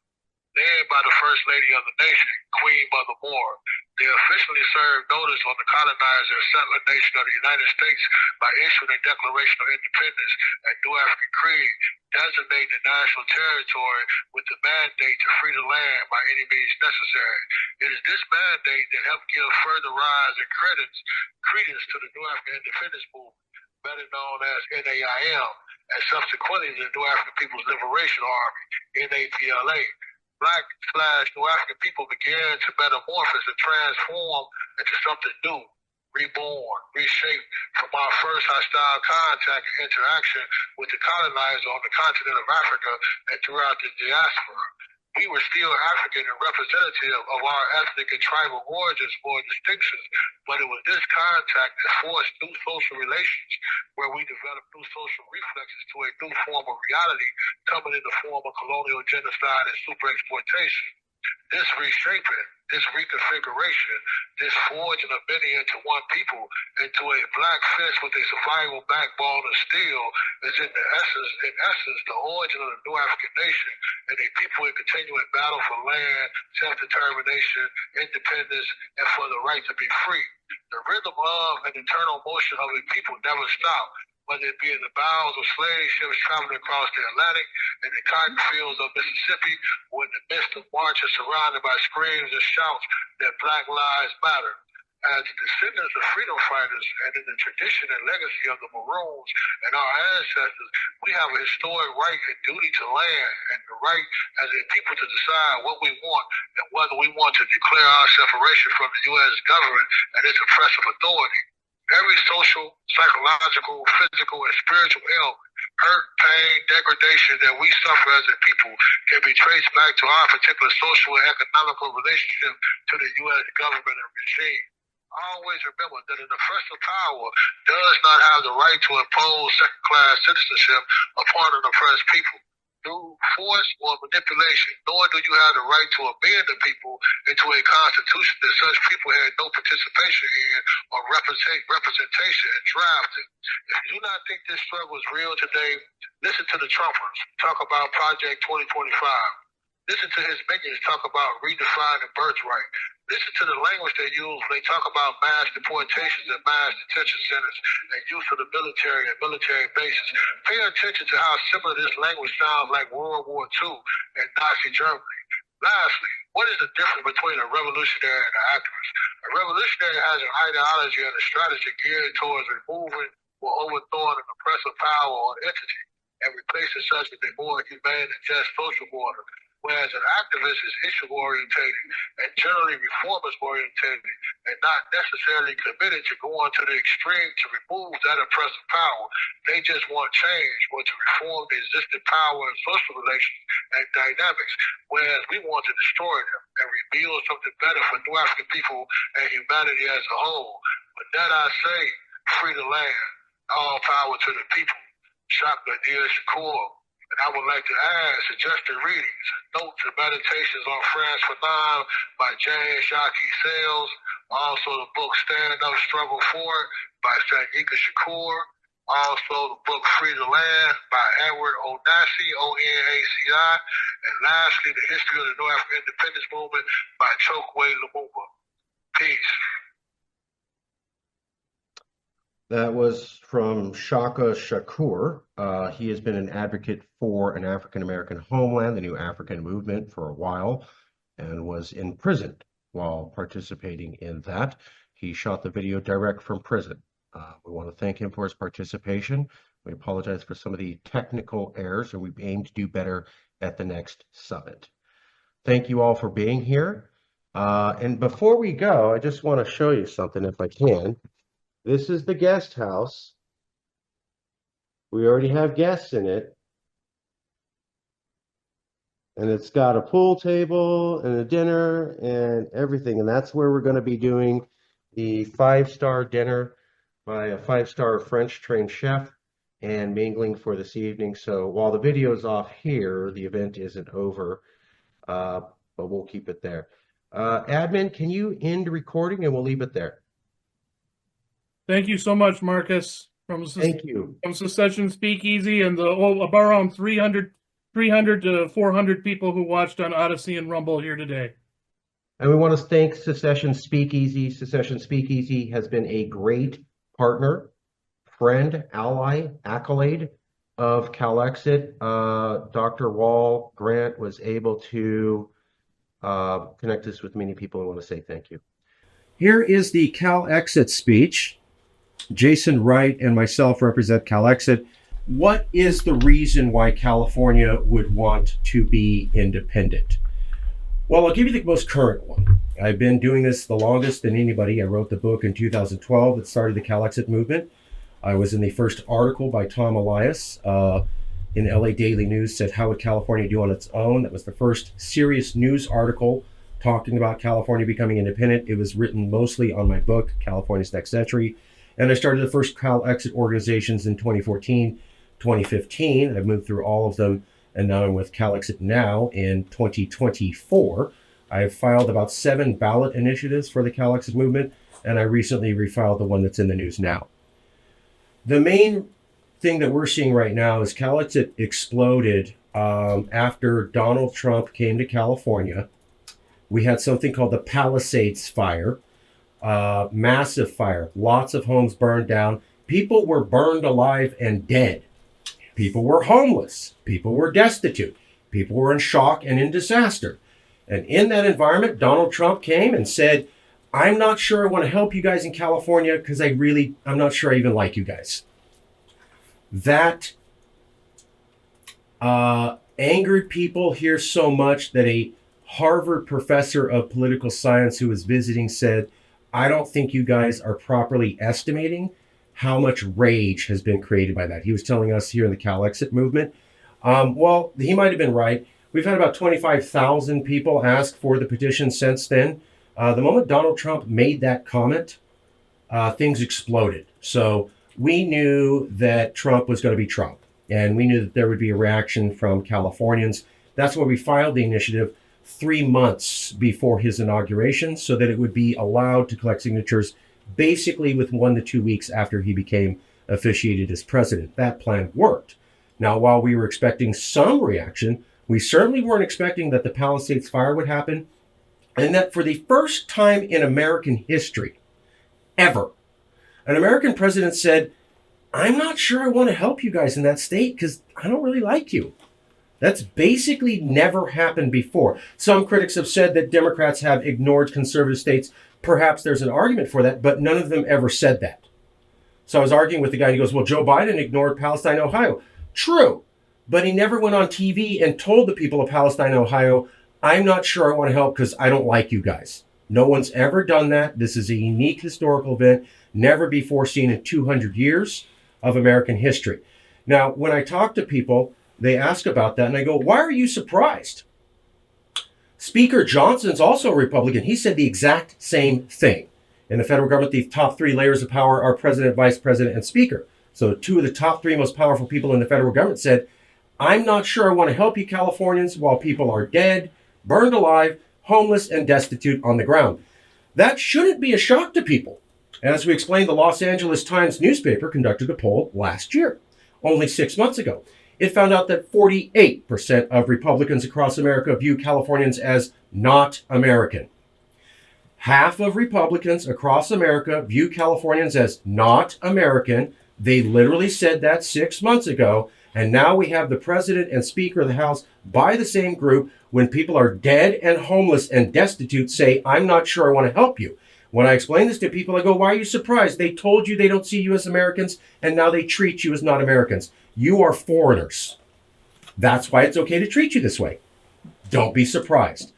Welcome to the club. We've been telling you this is Trump's America since 2016. And many times, Jay's educated me here, this is the best time to CalExit ever.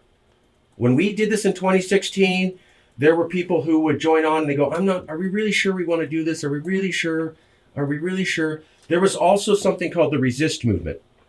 And the resist movement said, secession's the radical option. Don't pursue that. We can use federalism to fight Trump. Russia put Trump into power. He's not really represented by a majority of the American people. Hell no, this isn't Trump's America. And we can use federalism to crush him. The resist movement took a lot of the energy, passion, skill, and money out of the CalExit movement, which is why we weren't able to qualify signatures last time. The resist movement is now dead.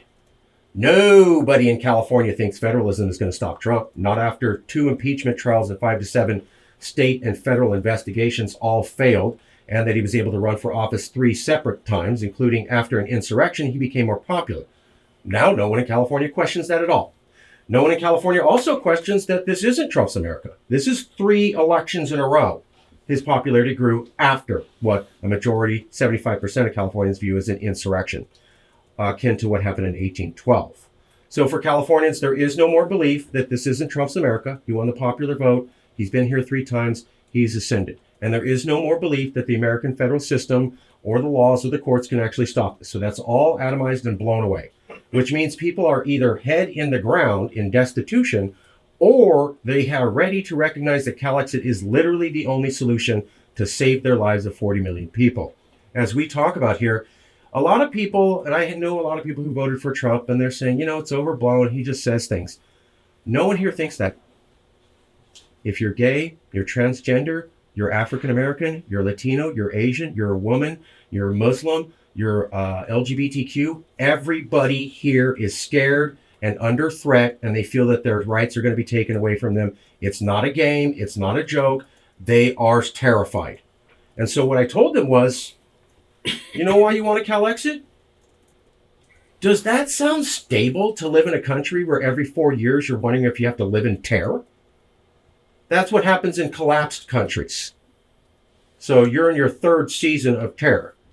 How about we do this 4 times, 5 times, 6 times, 7 times? How many more times do you need to be terrified about what's going to happen to you in the future as a result of an election before you recognize that the system is no longer stable? Mm-hmm.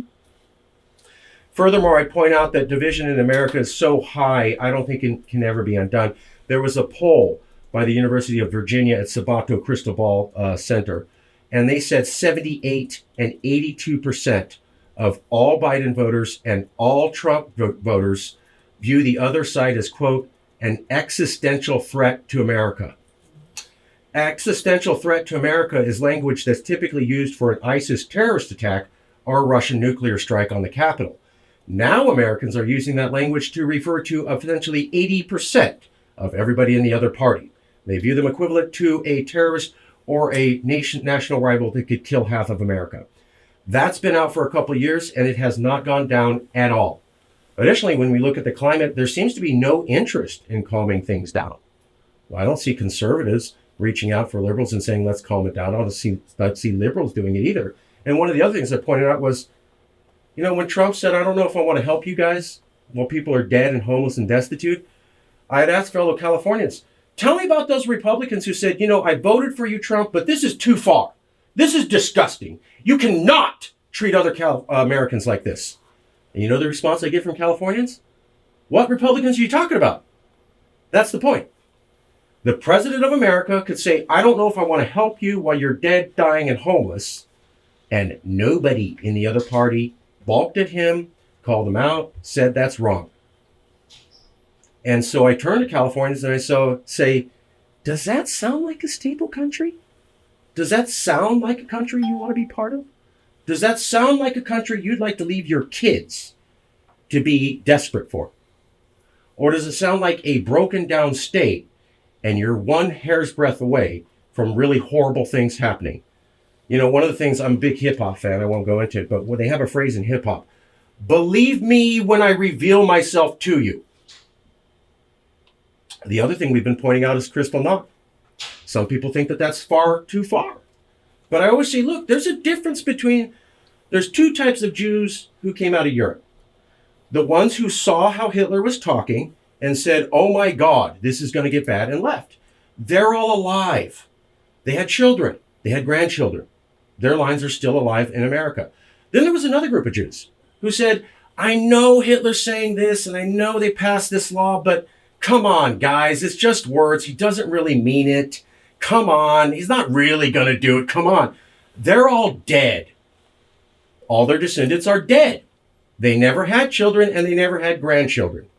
And so as a Latin person, I was pointing out, Donald Trump said, I want to reenact the Eisenhower deportation ban. That's called Operation Wetback. End of debate.